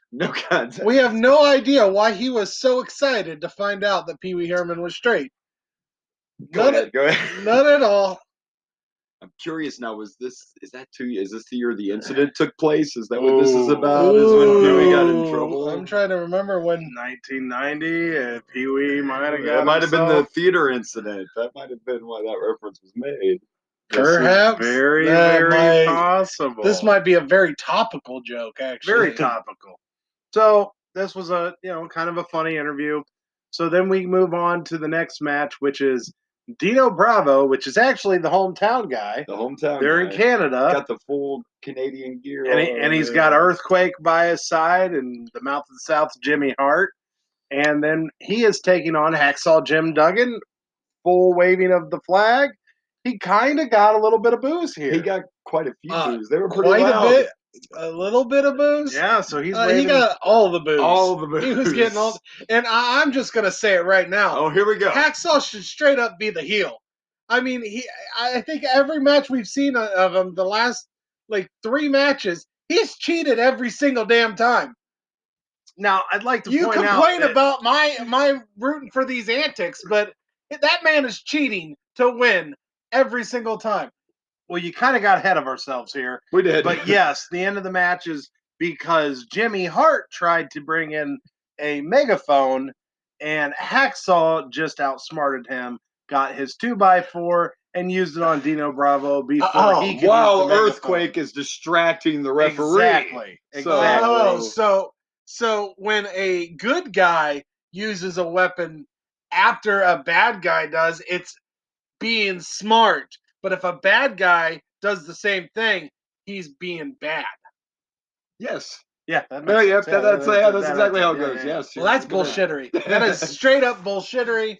I'm going to argue that to my Earthquake didn't even have any business being at ringside. He's not a manager. Why was he even there? A matter of fact, they even point out that apparently, and this is news to me, I did not know this was a thing. Did you know you had to have a managerial license to be? In these days, yes. In the sideline? Yes. Or on the... See, Earthquake's not even a licensed manager. So not how a licensed manager. This? So what is he doing out there? And they said, if you are a wrestler, you cannot hold a managerial card. This is information about wrestling that I never knew was a thing. I just got to ask you this one question about your argument about Earthquake being at ringside. Who the hell is going to stop that giant of a man from coming out to ringside if he wants to be out at ringside? Water and soap.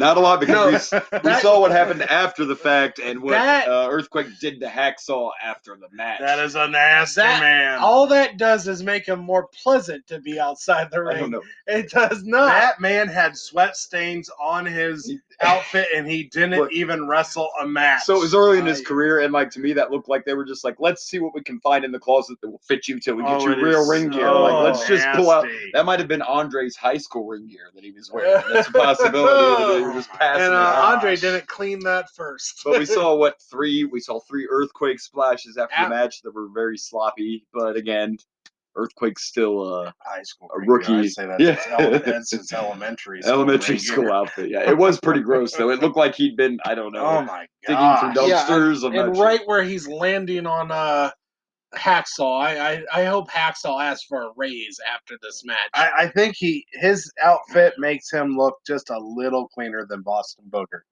Bastion Booger. Wow. Bastion Booger, who's the nastiest looking ring performer I've ever seen. But maybe then there's by Earthquake, a smidgen. By a smidgen. Bastion Booger was just putrid. The thing again, being in Canada, the crowd was way more into this match, but it was okay. It was a decent enough match. There wasn't a lot of botches. This match, in my opinion, is almost one of the highlights of the night. Which is sad to say, but yeah, there weren't any botches. It was fine. There wasn't any botches. It was a clean match. It just wasn't.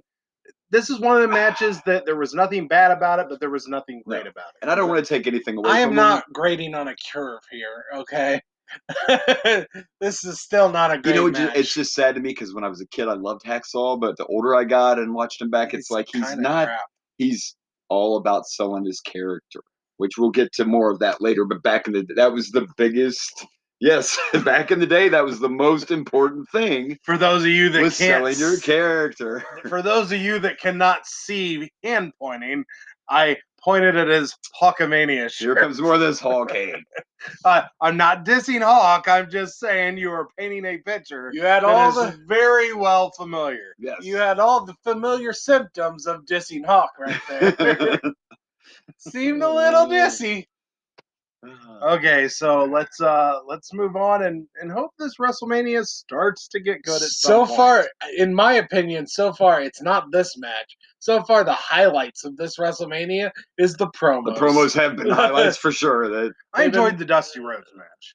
That was fun. That was a fun one. That was a fun one, yeah. So we'll have to see. All right, I suppose that's the best one so far. Okay, so the next thing we end up getting is a recap video package of the Jake the Snake versus $1 Million Man feud going on right here. A lot of good stuff. We'd like to also thank our friend Nick. Yes, sorry. Our friend Nick, who had us watch Saturday night's main event, which actually gave us some more backstory of this feud, where Jake the Snake had carried around the $1 million belt with Dame in the bag with Damien. So that was some cool stuff we got to see before we got to see this match. Yeah, perfect timing. And we got to see $1 Million Man come out. And Blaze, I'll let you take it away because of how excited you were. Yes. This was such a good. Are we not really going to talk more about that interview? That interview. We haven't got to the interview. We haven't got to the interview. We're talking about the Oh entrance. yeah, the $1 entrance. Million Man entrance. Come We on. finally get money, money, money, money, money. Blaze almost jumped off the couch. I was ecstatic. I have been waiting. This is our, by the way, 20th episode of this show. Wow. Is it really? This is episode Wow. 20, not including the bonus episodes. I'm not counting those. So we are one episode away from being allowed to drink. That is right. All right. So I'm coming back So next episode. Our right? next All right. episode is going to be the drunk podcast. But yes, on our 20th episode, WrestleMania 6, we finally get Ted DiBiase's fantastic entrance music. Yes, that was good.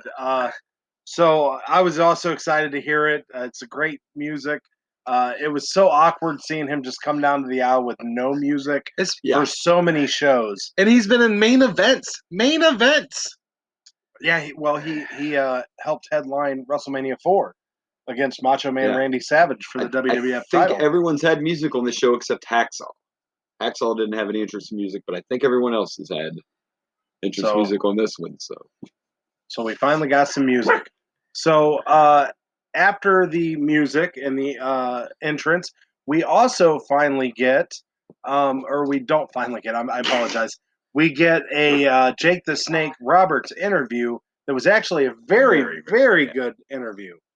Just calm, collected. He was just like chilling, bone chilling with the way he was talking. His interview style was just fantastic. And then he's also talking about how, it was like a really good feud for $1 Million Man, talking about how $1 Million Man just flaunts his money around to people who really could use that money, and he always screws them over so they can't get the money. And these are essential people that could use it for essential needs, and he just shoves it in their faces. And he's like, I am gonna. Yeah, he was fantastic. Yeah. So after that, we get Jake the Snake. He comes down the aisle. Huge pop for Jake. Jake pop. Was so over. Definitely a crowd favorite here in. I think we're in Toronto, right? Yes, yeah, we're in Toronto, and this, I know the bar has not been set high, but this is head over heels the best match of the night so far, in my opinion. Hands down. Unfortunately, though, even with it being the best match of the night, it still had a lackluster ending. So we'll go ahead and talk about that. We do get it. It is a little bit more character driven on how it happens, but Jake the Snake ends up getting counted out. But the way it happened was more appropriate for the characters. But we still hate to see such a good match end in a countout. Yeah. It felt like, okay, we're finally, the momentum's building, the show's getting better, and then that's how the match ends, even on a great match. These two worked so well together. They had such a great pop. And it's just disappointing to see the match end that way. I agree. There was some fun stuff after the match, but we'll get into that. Let's talk about the match first. I disagree, and I think that this was exactly the type of ending you need for this match, because I saw no way Jake the Snake wins this match. I felt like $1 Million Man was going to win, but I knew it wasn't going to be clean. I mean, there was no way he was winning this match clean. So I don't think we're asking for a clean finish. Virgil could have interfered. Whatever. We're just asking for a pin. Yeah, let him pin him. Virgil interfered, they threw him over to the side, and then Virgil helps $1 Million Man get back in the ring before the count of 10. There was more drama to this count out, where a lot of these weird ass count outs are just like they're outside for a little bit, and then out of nowhere you're like, oh, what happened? Oh, this one you knew what happened. There was no questioning it. You weren't wondering who won, what happened. No, $1 Million Man got thrown in by Virgil right at the end of that 10 count. It was perfectly timed, and then a great end after the match. Now, do you guys want to talk about the actual match? Let's hear Boomer's comments on the match first. The match was great, and these are two of the best in the business. They both sell great. The pace was great. When Jake was getting beat up and was down, the fans were just. I mean, Jake the Snake Roberts was so over. My problem is countouts and DQs and all that don't belong on WrestleManias. Exactly. That's my biggest issue. This is supposed to be the biggest show of the year, and so far, like Blaze has already said several times, other than the wrestling action in this, it's been a promo fest. Has been the best part. There should never be a count on a pay-per-view. Virgil could have held held Jake's feet down or put Ted's feet on the ropes or something dirty. No, pull the tights. I'd like to also just add to that. I agree with you. WrestleMania is for conclusions. Conclusions. Exactly. We should get conclusions at WrestleMania. You shouldn't have a match end where it appears that this feud's going to continue. Now, this is where things get settled, and a countout's not settling a feud. Now, here's what I'm going to ask you both here. If they didn't screw up, because I agree, I don't like all these countouts they've been doing with any of these pay-per-views we've been watching. They do it a lot. It is abundance. But if they didn't do them so often, if they didn't do this crap, and like we've probably had 2 or 3 finishes already ended countout in this pay-per-view alone. At least 2 now, yeah. You take away those countouts from this pay-per-view, and this is the only countout like this, the way it happens. Tell me you don't think this is a better ending that way. No, I strongly disagree. I think this was such a great match. It needed deserved a better. I see Blaze's point, though. I see the point. What he's saying. Because at least it fit the situation. It fit the situation. It was story-driven. It was Virgil helping $1 Million Man into the... Now, if this was a double countout, I would agree. This is bullshit. But the way it happened in a heel style with Virgil's help, bringing him out, because he cheated to bring Jake out by pulling him his tights out there. Then they attack him. So, see, when he's happy about it, he admits to the cheating. Yeah, here we go. He's like, I know. He was usually it's he slipped on the mat. I'm sorry. Let me rephrase that. He was in the area. Let me come up with an excuse here. Give me a second. That little kid wanted an autograph. He was just trying to get Jake to the ring. Virgil was just trying to get. Virgil was just trying to get Jake the Snake Roberts. He dropped his wallet. Yeah, he was trying to get his. He's like, hey, he dropped his wallet, and he was trying to get his attention, and it just accidentally tripped him out of the ring. It was complete accidental. You know what? Fuck that.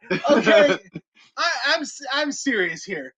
If you didn't have all the bullshit endings with all the other bad matches, this ending fits perfectly with this match. I feel you're both sour because they've been screwing up the endings of so many other matches that you're not appreciating how this story came out. You got $1 Million Man getting the win, and then right afterwards, Jake the Snake Roberts comes in, attacks him, gets the DDT on $1 Million Man. Virgil ran like a coward with the $1 Million belt. But then came back. Does the fantastic thing of grabbing those $100 bills and giving them to the audience. Awesome part of the story, especially based on the interview that he had earlier. All of this fits the story. And when you're telling a story, sometimes you got to have those kind of cheesy, shitty endings.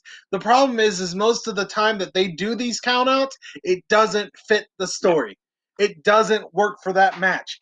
It works for this match. Just shouldn't have happened at WrestleMania. Agree to disagree. Yeah, WrestleMania is the time. But I understand the point. It did fit the story. Yes, I will give you that. Well, we've went ahead and we've spent quite a bit of time on this match. That's because this is the only match that's deserved this much time. This is true. This has been I think we spent this much time on promos, but yeah, we did talk a lot about promos. So we're gonna go ahead and move on and see what else we got. Okay, so the next thing we get is an interview with Hakeem and Slick.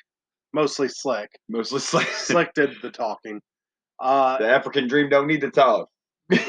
Sure. Ugh. Yeah. Oh, wow. So we get that interview, and while Akeem is awkwardly moving his arms, kind of in a He's dancing like dancing Blaze. in It's fun. place. Well, no, Much- it's better dancing than Blaze. Wow. Much like Genesis, I can't dance. Nice. Nice. Okay, fair enough. Then we got Big Boss Man interview, which we have learned during these interviews that the Twin Towers have split. $1 Million Man tried to pay Big Boss Man off for, I'm guessing, protection. Protection services. something. And Big Boss Man said, I can't be bought. So he is now a face, and he is also proud to be an American. Yeah. And Slick, he must have realized he split off from Slick as well, and he must have realized Slick was a pimp, and was like, "Well, that's no way to have a manager is to have a pimp manager." So he got rid of him. He's like, "Wait a minute, you are not part of the law." Wow. Wow. So everything is now right with the world. Big Boss Man is after pimps. Yes, and Yes. African Dream Akeem. And, I wasn't touching that. Yeah. Okay. After pimps. Okay.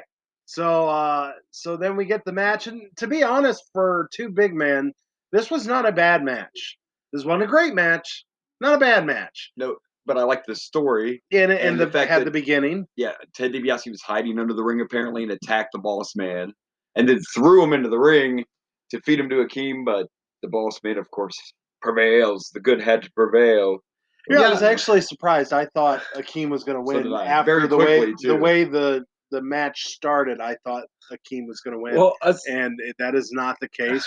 $1 Million Man did not stick around to finish the job. He kind of just did the beating at the beginning and left it at that.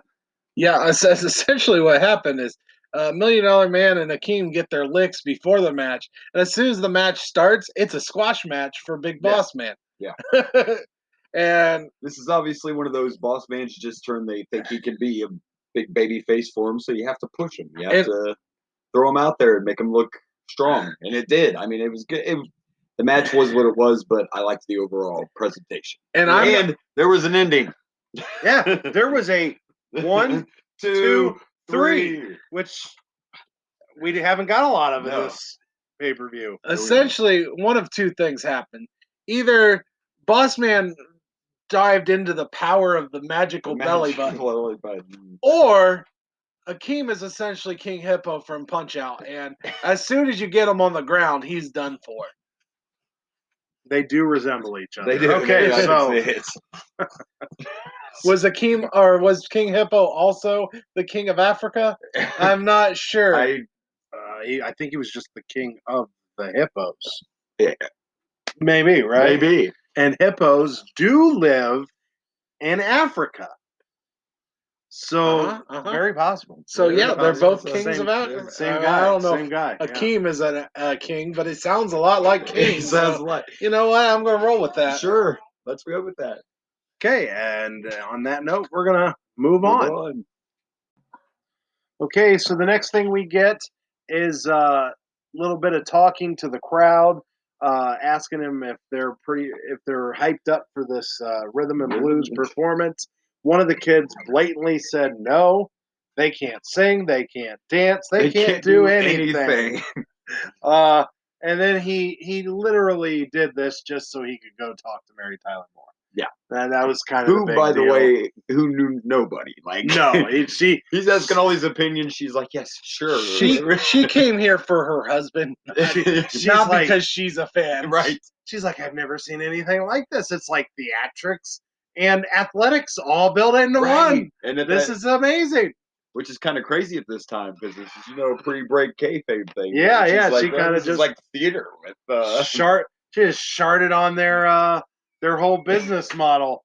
Theatrics? What are you talking about? These are real athletes.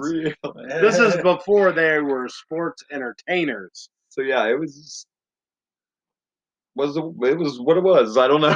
So anyhow, then we get this rhythm and blues concert that was horrible.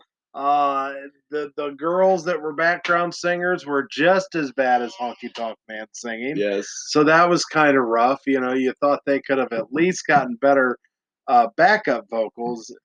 But Valentine's look on his face the whole time was like, just please put me out of my misery. It made me want to hear the entire William Hung album.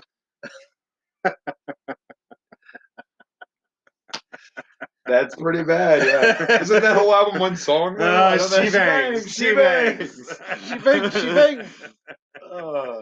So anyhow, I'm just trying to think of songs that were about as good as this. Right. so this just was just not good television. It wasn't. And luckily the Bushwhackers came to break it up. But even the way the Bushwhackers broke it up didn't really do any justice. They didn't really run into the ring and stop everything from happening. They just kind of walked out in front of the ring, acted like they were selling merchandise.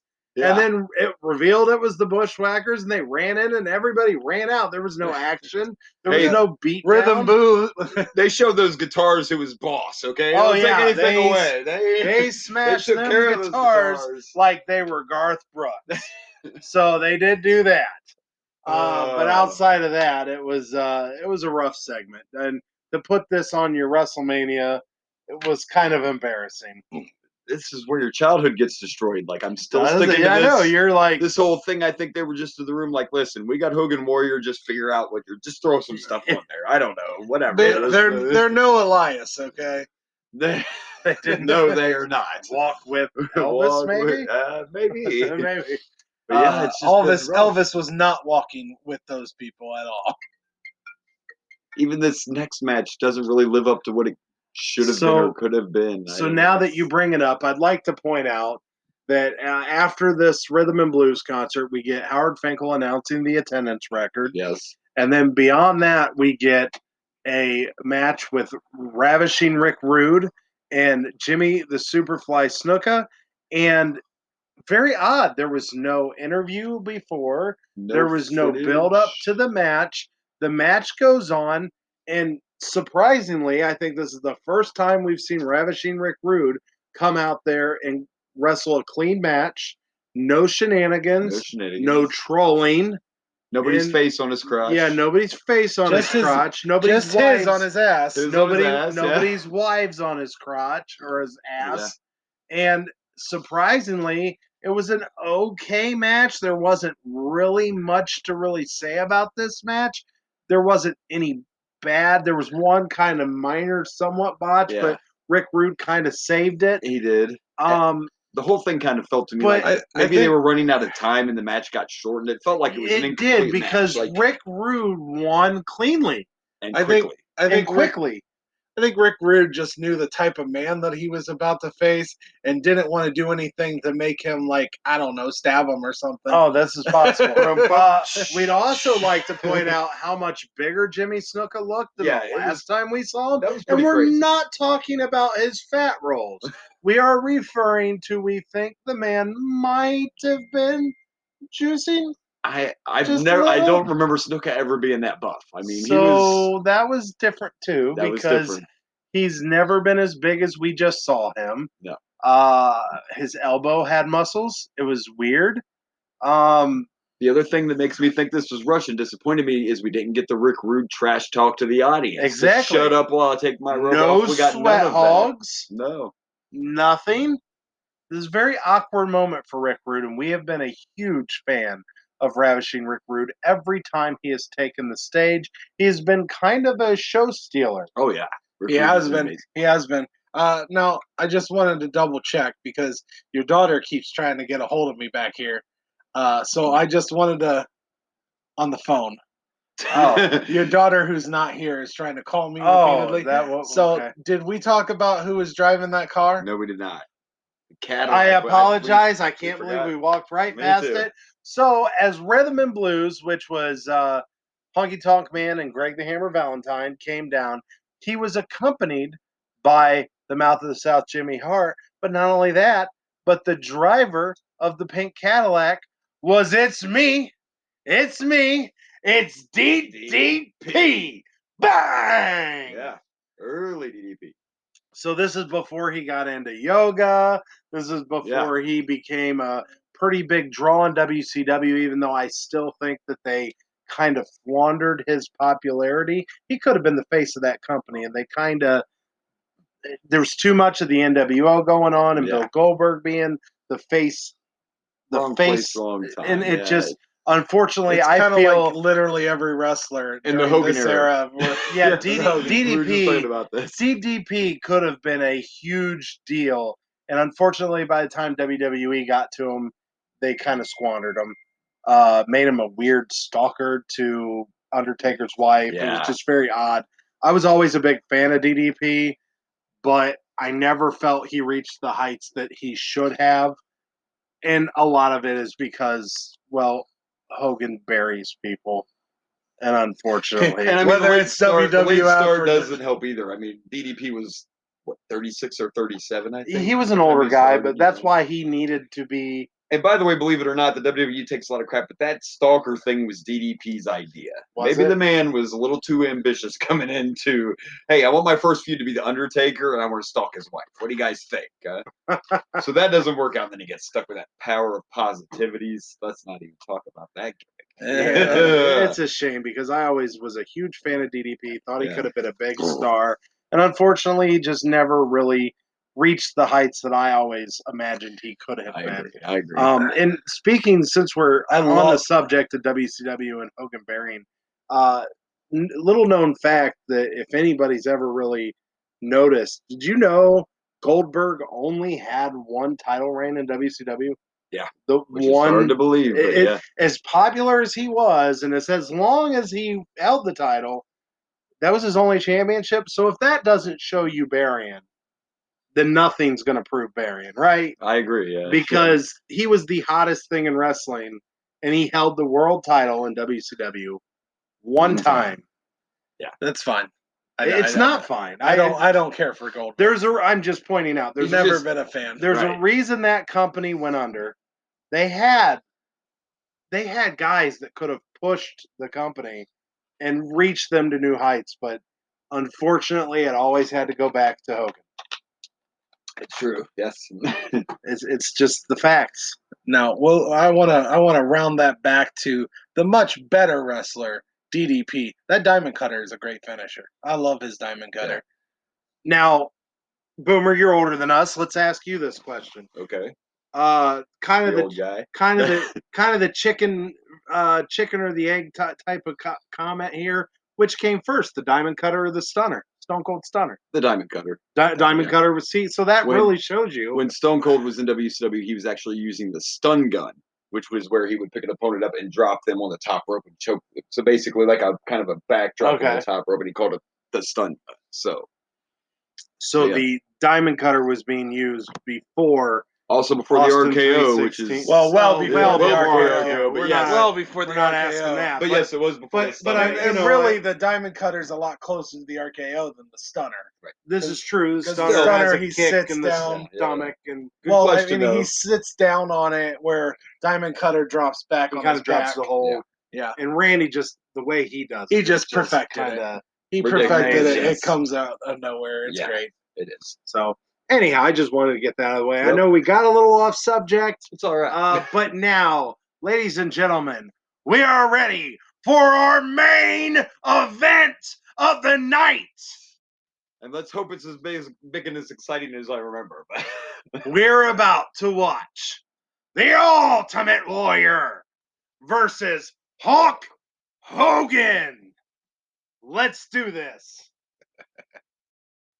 Okay, so right before the main event, we get a video package that showcases the feud that's been going on between the Warrior, or the Ultimate Warrior, and Hulk Hogan, and just showing us a little bit of the build-up.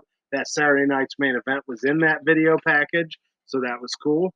But then for the first time all night, they ditched the little wrestling Your cards are gone. You're heartbroken.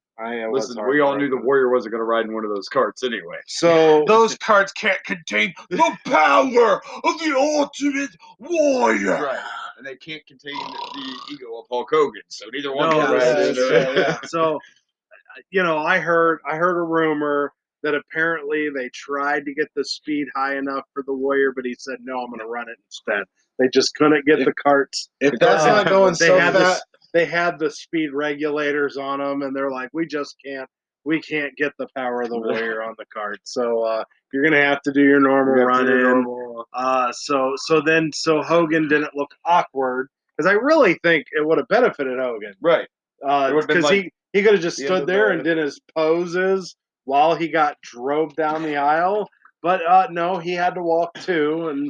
And I think that was the difference maker in the match, to be honest, is because Warrior just ran down there and Hogan took his time to walk down there, and it just took up too much momentum. It took it out of him. He was gassed by the time he got there. Yeah. See, Warrior has unlimited power. So he was able to sustain the energy of running down the ring. So obviously this is science we're talking. It's got to be science. It's got to be science. Yeah. I didn't really notice. Were they when Hulk Hogan came down with the "I am a real American"? Did the Canadian audience start booing? No, they did not. No, Hogan because that wasn't huge American pop. enough He to got be a pop. okay. Yeah. That wasn't I do think the American Warrior got enough. a bigger pop though. I think he might. It was a pretty big It pop. was a pretty big pop. Well, So- aliens are fans. People are fans of aliens at all And countries. this is when they are don't- aliens before they cross the border and become illegal Illegal aliens. So Yeah, they're just- just aliens at this And, point. and I loved how Jesse the Body was dogging on the Warriors. Like, he's running the ring, wasting all his energy. The Warriors not gonna have anything left in his. Like, Jesse Ventura's gold on commentary. I love Jesse on commentary. He's like, this He guy's is a great. moron. He's little running around little racist, but Here other and than there. that, it's pretty great. I don't know, Chico. I don't think Chico on this show. No, I don't wasn't think Chico was on there, but No. Jesse kind of behaved this show, so it was all right. So anyhow, I don't know what else you can say about this match except the build-up was huge. The match was, in my opinion, pretty epic. I mean, we've seen better matches, but for what it was, this was a great worked match between two superstars and telling the the crowd story. and telling a story, and the crowd was super into it. You even had a little bit of dramatics with the referee being down. Hogan trying to say, well, I got a pin, even though that was a fast count on Hogan. It was a fast count. But And then Warrior trying to do the same thing. I got a pin. And he actually did a pretty good count. So this match was back and forth, gave each guys their moments. Kind of predictable, but I think we knew this. I mean, it's 30 years old. I guess we can't really say it was, we were like, oh, I it's was like, kind of what's gonna predictable, happen? but it's like we know what's going to happen. So because we are from the future, Right. So anyhow, the match ended great. The way he missed the leg drop, and Warrior just hurried up and did the Warrior splash, splash. whatever you want to call it. Yeah. So it was just the big splash, I believe. So creative on their names back then. So Yeah.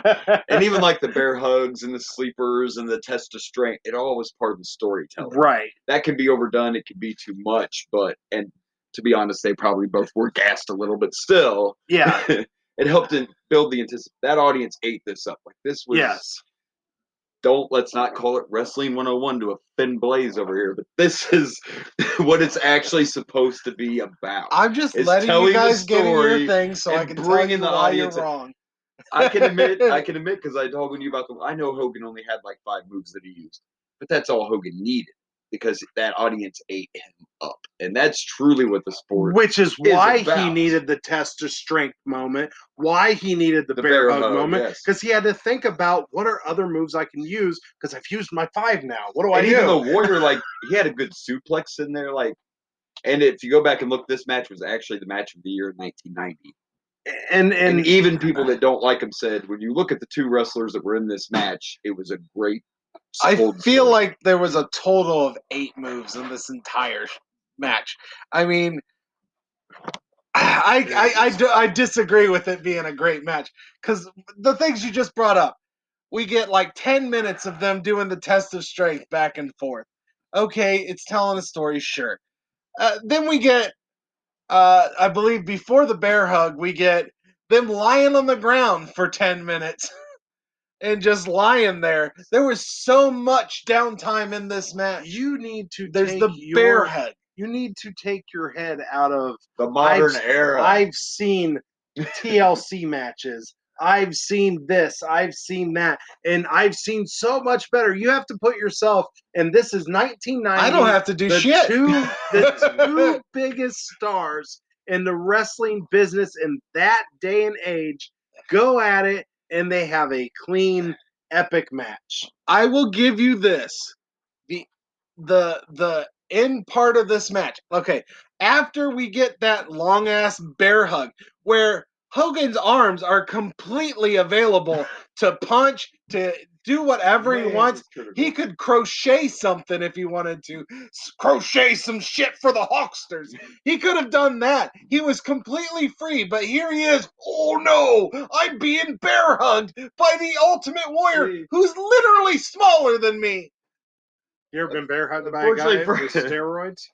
Unfortunately for Blaze, I've never had steroids myself, so you know. Blaze is one of these modern wrestling fans, and he can't take those glasses off Right. for these old stuff. Like you would have been if this would have been the Tokyo Dome, and they would have done like 4 360 splashes off the top. You would have gave it 50 stars. Come on. I'm giving our listeners what they want: a modern take, a realistic, and a truthful review on these.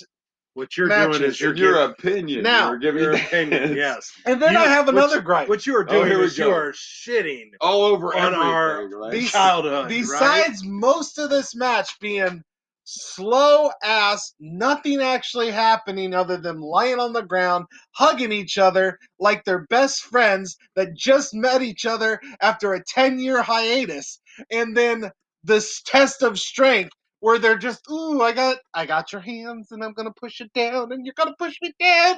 I mean, come on. This match was so damn slow and boring. I'm telling you what, but the ending, yes. The ending, it starts to pick up. But then I have another gripe. Okay? Hulk Hogan has Warrior to the ground. Now, they knew that the referee went out.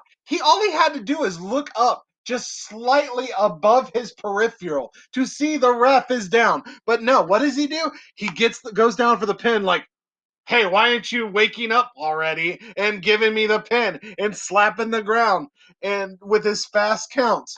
And I mean, that ref was down once again for another like 10 minutes, which I don't mind refs being down for a long time. They're not wrestlers. But let me take you back to the way I saw that when I was a kid and what the point of that was. When personally, from my point of view, when I was young and watching it, when that ref went down, part of me was like, is someone going to turn here? Is someone going to do something dirty? Yeah. It was to build the anticipation. It was the storytelling, Blaze, that you're totally missing. Part of those people in that audience, I guarantee you, were going, "What's going to the refs down? Something funny has to have somebody coming out. Is Warrior going to cheat? Is Hogan going to cheat? It's about building anticipation." I don't hate that the ref was down. I don't hate that the ref was down for a long period of time. What I hated was that Hogan, and to a lesser extent Warrior, but Warrior like did a move and went right down. Hogan literally just like looked around but somehow did not look at the ref that was down when he went down for that pin. Like he went down and he pinned him. He had to have known that ref was down. No, it's the point was to build up the. But they didn't tell the story properly. They were trying to tell you if the ref was awake, the match would be over now. Yeah. Okay, the Warrior does his pin. If the ref was awake, and then like we were watching it, like Rage pointed out, this was to make it look like, oh, Hogan would have won, but the ref was knocked out. So then you tell the story better. You make it like Hogan just did this incredible move and he was just so worn out that he had to get that pin. That's not the story that was told. That is not what happened. He wasn't so tired that he didn't realize the ref was down. That is bad storytelling. But you're not even to that point in your time travels yet. Like, this is old school wrestling. This is how they used to do it. You're still trying to think of the year 2020. Hogan uses move number 4, body slam, on Ultimate Warrior and then drops right down for the pin. not slowly goes for the pin, has plenty of time to look around. Hey, where you at? Is the ref over there? How many referees have to look around, or how many wrestlers have to look for the referee? Don't they just react to Well, when you're going to be slow as shit and going for the pin, you look around for the damn referee, okay? I don't think you do. No. Don't either. It was bad I don't think storytelling. you ever pay attention to the ref in a wrestling match. I think you pay attention to your opponent. I don't think you ever that's not like a requirement. It was bad make sure the storytelling, ref is doing his but job. I did like how the Ultimate Warrior did get his splash, but he did the splash on Hogan's back. And, another thing, that Gorilla Press slam drop was terrible. That was looking. bad. Yeah, Absolutely horrible. It looked like looking. he struggled a little to get Hogan. I'm thinking Hogan had an extra maybe plate of breakfast that morning because maybe by that time the roids were wearing off. Yeah. The spaceship. He should have ate his spinach right before the match. But if you put your glasses on of everything we've said about Hogan and Warrior and look at I think the storytelling was perfect for who was involved in the match and the limitations that they had. He might have been able to keep Hogan up if he would have taken the wrestling carts to the ring. But no, we already explained. He wasted his Ultimate energy. Warrior has infinite energy. Unlimited power. Unlimited power. Come on now. But I did like that because he did the splash on Hogan while he was still on his stomach. And he had to turn him around to get the pin. And then Hogan was able to kick out. That was a good moment. Was good. Yep. That was good storytelling. Then Hogan got the big boot, and he misses the leg drop, and then he gets the splash on him topside. Yeah, the ending was great. The ending was good. The way it ended was real fast paced. Yeah. And I think when we were watching, I even looked over at you and I said, he's going to hit the leg drop. Yeah, you called it. You saw it coming. He's going to roll away from the leg, or he's going to roll away from the leg drop, or he's going to hit the big boot. He's going to roll away from the leg drop, and that'll be the end. And in a way that still it was great. Protected Hogan with that finish, but still made the Warrior look. So the ending was the best part of this match, hands down. The rest was a lot of slow. It was very slow match. It was very. I cannot believe that you guys are super excited about Bear Hug of Doom. Okay, I don't get it. Okay, I haven't seen you in years. Let's have a hug. That's what happened there. That's what happened. That's that high flying fan side of you. That's all. No. That's not the high flying fan side of me. So what would have made it better than if it's not the high flying? If they did actual moves at a wrestling match, which moves did they have? Did they not use during this match? That would.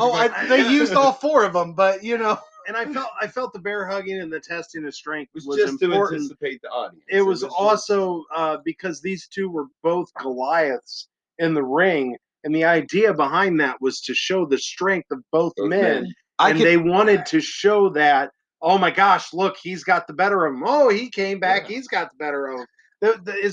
I can handle the test of strength. These two men are two forces going at it.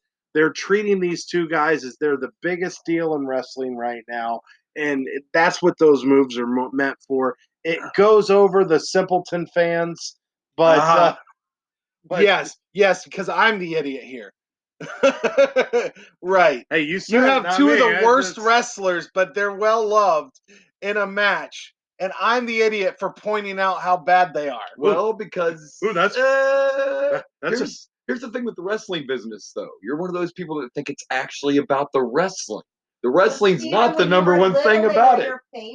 Oh my gosh, we got another Only the Warrior. Only the another Warrior. special guest. Hulk Hogan was not my favorite. No, ask these 2. Was Hulk Hogan ever my favorite? The Warrior was my favorite. You're right. Wow. What's going on around here? I'm feeling a little Wow, we got some special guests. Here's what I would say. Take out the bear hug. That was terrible. They never should have had that bear hug. I get the test of strength for the story. I get the being on the ground for a long time. That works sometimes. That's fine. The bear hug was too much to add, along with those 2 really slow down parts. You had Hogan selling the knee. You had the Warrior go after the knee, which there again had you wondering now. Wait a second. It's like they did a suplex and then another 10 minutes of waiting. They do a clothesline, another 10 minutes of waiting. I'm just The saying. match was only 22 minutes. He's and never going to 51 make it seconds through that long. Iron Man match No. with you, man. Oh my gosh, the I'm not Iron saying Man there's match. not action in that, but there's Well, going to be a lot of sleepers and stuff It's going like on. I my don't know if favorite he's match gonna, of all time, and he's gonna We'll see. It's going to be We'll like see. this boring he's match. We'll gonna see. shit all over the bed. all We will over see. everything. But like I said, Bring out the the ending chairs. was good. I get the story they were trying to say, but this was a very slow match in my Now, opinion. I will say that at the end, we didn't get the 30 minutes of posing. Yeah, we didn't. Hogan get won. the Thank God. Hogan went and got the belt and handed it to Warrior, but then instead of letting your champion have 20 minutes to celebrate, they just ended the show. Oh, Yeah. but we did Very get, we got quick. some They gave it- pyros. they Here's gave your we got belt. pyros. Some pyro. We got We some did cool get some pyros. pyro. We Yeah, got some less pyro. of Warrior posing and the pyros, which I mean I was cool with. If Hogan would have been posing at the end of this, it would have been just as long as that match and just as boring. Just as boring. Hogan must pose. Like I said, the He ending is was right. good. If Hogan would have won this match, we would have had to break this into a 3-part. Right. Yeah, I can't argue with that. He's not wrong there. Yeah. Okay, so we obviously know all of our feelings about this match. We'd love to hear your feelings about this match. So get on the Rage and Blade show and tell us what you think. This is one of our childhood memories. Send your hate mail to Blaze. Yeah, send Bring it to Give Blade. it to me. Give it to Give me. me all your hate. He is shitting on your childhood Shitting on as we our- speak. This I is am one the of heel of the Rage and Blade show. This was one of the biggest main events in WrestleMania history, and Blaze is just sharding all over it. So we'd love to hear your opinions, but we've got to go ahead and finish this show. So let's go ahead and get to the next segment. Favorite match of the night. Okay, so favorite match of the night. I kind of tossed and turned about this one. I almost went with Jake the Snake Roberts, $1 Million Man, but being that it ended via countout, I'm going to have to stick to my guns here. The main event of the night, all the hype, all the build-up. I thought the way they presented the match was good enough to be my favorite match of the night. And to be honest, there wasn't really a lot to choose There from. was a lot of competition in there. Wrong. So I'm definitely going to have to go with Hogan versus the Ultimate Warrior, champion versus champion, best match of the night. Oh, well, I totally agree with Rage. I figured. So. Hands down, it was Hogan Warrior. I know where you're going. Wrong-o. Wrong. Absolutely wrong. The best match of the night was most definitely the $1 Million Man versus Jake the Snake Roberts. Such a good match, you couldn't even remember who was involved. I was about to say Ted DiBiase, and then I was like, wait. Well, he is. $1 Million Ted didn't DiBiase, face Ted yeah. DiBiase. It's $1 Million Man, Ted DiBiase versus Jake the Snake Roberts. Memorable, huh? Told the best story of the night and was the best match of the night. They used more than 8 moves, so there's no question it was the best match of the night. Once again, we'd love to hear your opinion and find out what you think, because are you on the right side of history, The right which side. is me, like Boomer and Rage, Wrong. or are you wrong, Wrong. like Blaze. Blaze? Wrong. Just wrong. Absolutely, positively wrong. All right.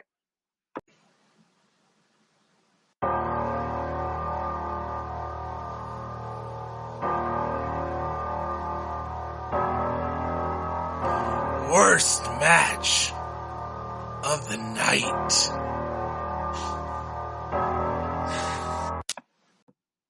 Okay, so worst match of the night for me.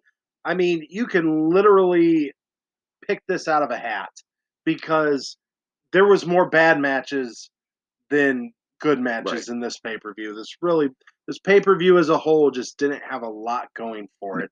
But I'm going to have to just go with the first match of the night, Rick Martel versus Coco Beware. It just, to me, it was a short match. There wasn't much to it. And you could almost pick almost any of these matches and find a reason to be the worst match of the night. But for me, I'm just going to go simple with that one, because it kind of set the tone for the show and nothing ever got better. I think I'm going to go with Johnny Bravo versus Hacksaw Jim Duggan. Johnny Bravo. There was just, I don't know, I just didn't really enjoy it very much. And you're right, there was a lot of bad in this, and not so much bad. There's just mediocre. Yeah, Like, the there was whole just a lot thing of felt mediocre. It was for the most part a boring WrestleMania. Yeah. I wanted to go with Hogan and Ultimate Warrior just to piss you guys off, but I have integrity. Okay? Integrity. Integrity. I got integrity, and honestly, as much as I shit on that match, It was definitely not it the was worst match. probably the second best of the night. And that's not so much that I loved that match that it's the second. It's more of there just wasn't anything like, at least that told a story. I thought there was a slow match, but it told a story and it had a pretty good finish. So I can't do that because it's not the worst match of the night. And I don't even know if Hacksaw versus Dino Bravo was actually the worst match of the night. It was boring. It was not a very good was. match. Yeah. It was boring. Until the shenanigans at the end. But and once again, I'm starting to really not really care for Hacksaw. And like, this is a good guy who uses, What are you talking about, tough guy? well, Mr. I want to call everyone a tough guy uses his damn 2x4 every freaking match to win the match. He's a real tough guy using a weapon every damn time. Use a ho. He is. He's a hoe. He's absolutely a hoe. And he's not very good to women. I mean, come on. And you know, this pay-per-view really was plagued by bad finishes. It was plagued. It was plagued with bad mediocre finishes. matches and bad finishes. Well, that's the only reason why I think that the Hogan Warrior match was the second best, is because it did have a good finish. And then my favorite match of the night, I liked the finish because I felt like it fit the match. And I think that it's a little bit down because of how many bad finishes they screwed up before that match.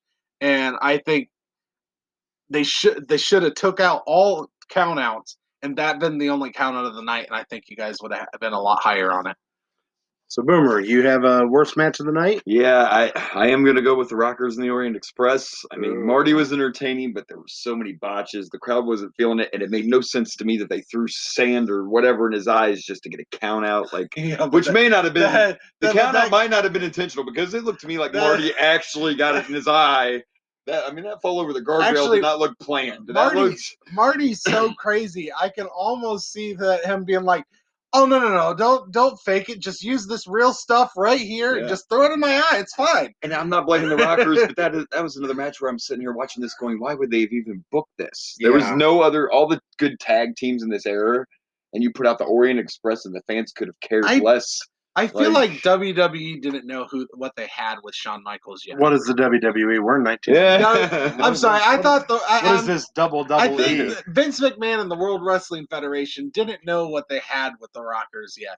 I don't think they appreciated them. And you got to remember that they also got fired from WWF already for partying too hard. So I think a lot of this is just a matter of they're giving them another chance, but they're not ready to give them the spotlight. But they put him on a WrestleMania card. I mean, well, in all fairness, there was Rugged Ronnie Garvin's been on WrestleMania cards, and so has there's 15 Dino Bravo, and nobody gives a shit about them. So true. There's, I mean, they're still Rockers are still one of that the one best. was just other than the few entertaining spots, that one was rough to watch for me. I understand that the reason it didn't become my least match is because just him falling, which I guess that should have taken off points, but after he's blinded, he falls into the air. It was great. That was great. And that flip he does in the back that flip, reversal. That's why I kept it off my bad match. There was enough fun stuff. He either sold that great, or we just watched the guy get blinded. Right. So either way, it was win-win. So yeah, it was just there was enough fun in that match that it just kind of put me over. Sure. Okay, so now all we got left to do is let's rank these. WrestleMania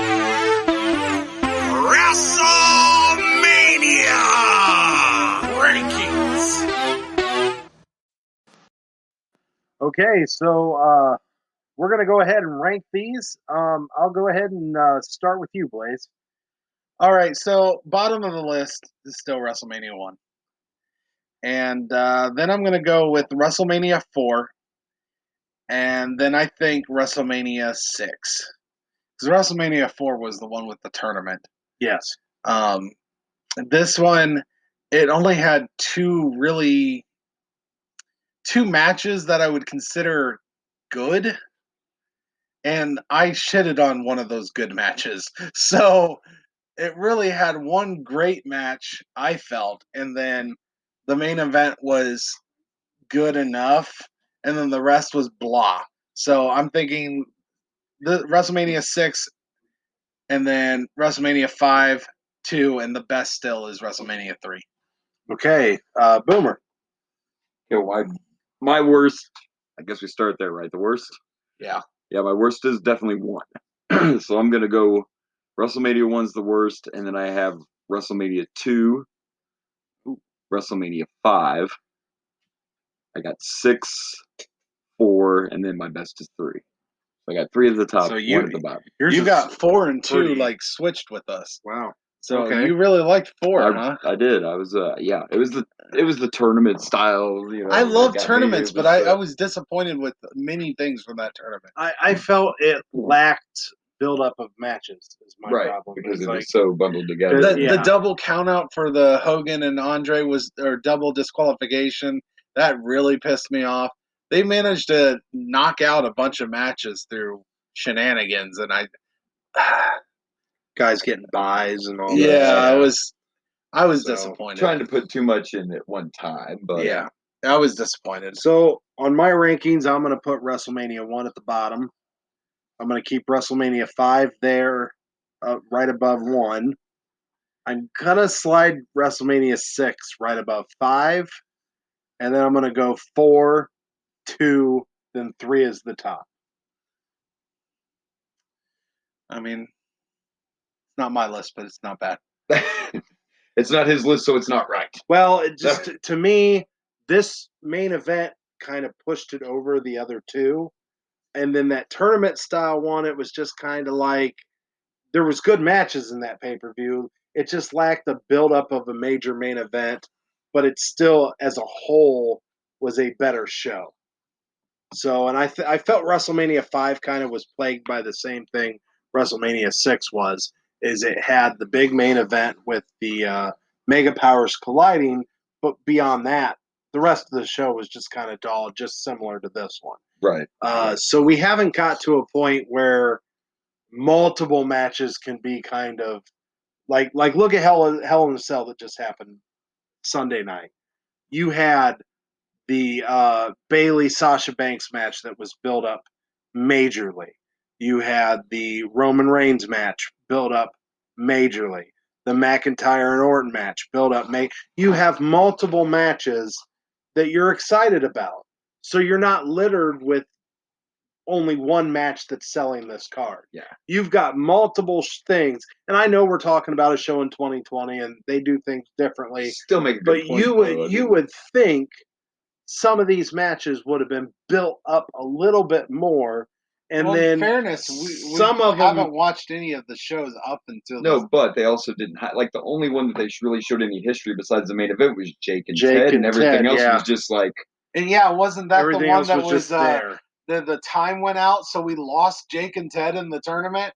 We had two of the best wrestlers. Oh, in the we're tournament. referring to this show, I'm though, talking about where in this show. it though, ended like, in a count out. Oh, Jake and Ted. like that was the only other one they showed any build up to even in this show. was Jake And we don't Ted, get a and everything else conclusion was because just- of a count out. That's right. It So- was Jake and Rick Rude that I. But you're right. Not referring watching the other to. shows, you miss out on some things. Yeah. But you know, And it's kind of hard to do some of that build up with the tournament style. I mean, there is the way the the tournament build up for that was the fact that There hey, was a we have to tournament. crown a new champion, and we're going to do it in one night at WrestleMania. What we're really trying to say is doing a all tournament WrestleMania probably wasn't the best idea.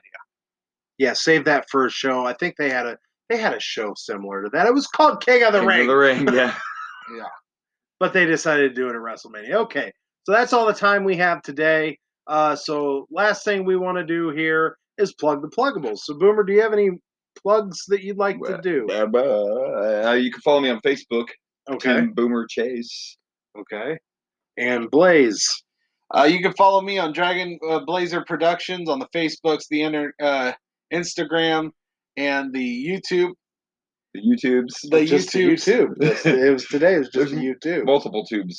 That's right. There, YouTubes. I told you. It's the multiverse. The damn multiverse. Look it up. Okay. And then you can also follow me on Twitter at Dragon Blazer Pro. Okay, so we've got the Rage and Blaze Show Facebook page. We have at the Rage and Blaze Show on Instagram, and we have at Ricky Rayberg on Twitter. That's where you can find us, and hopefully you can join the conversation and let us know what you thought of this WrestleMania, because I personally, outside of the major main event, it just kind of was a dull WrestleMania. It was very disappointing. Please contact us and tell them how they're wrong. So don't do that. Don't do that. But no, actually do that. That's fine. We want any of it. I don't care. I'd honestly like to know if there's other idiots out there that think like this guy. Yeah. So that would be interesting. Okay, well, it has been a really fun night. Boomer, we have had a blast having you on the show. Thanks for having me. So I'm Rage. And I'm Blaze. And I'm Boomer. Good night from Rage's Pit.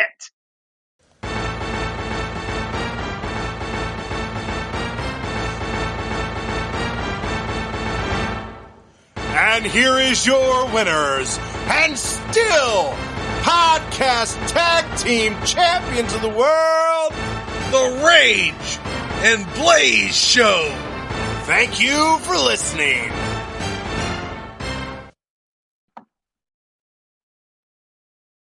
Hey everyone, this is Blaze from the Rage and Blaze and the Boomer and Blaze Show. Thank you for watching. Please like and subscribe for more wrestling content.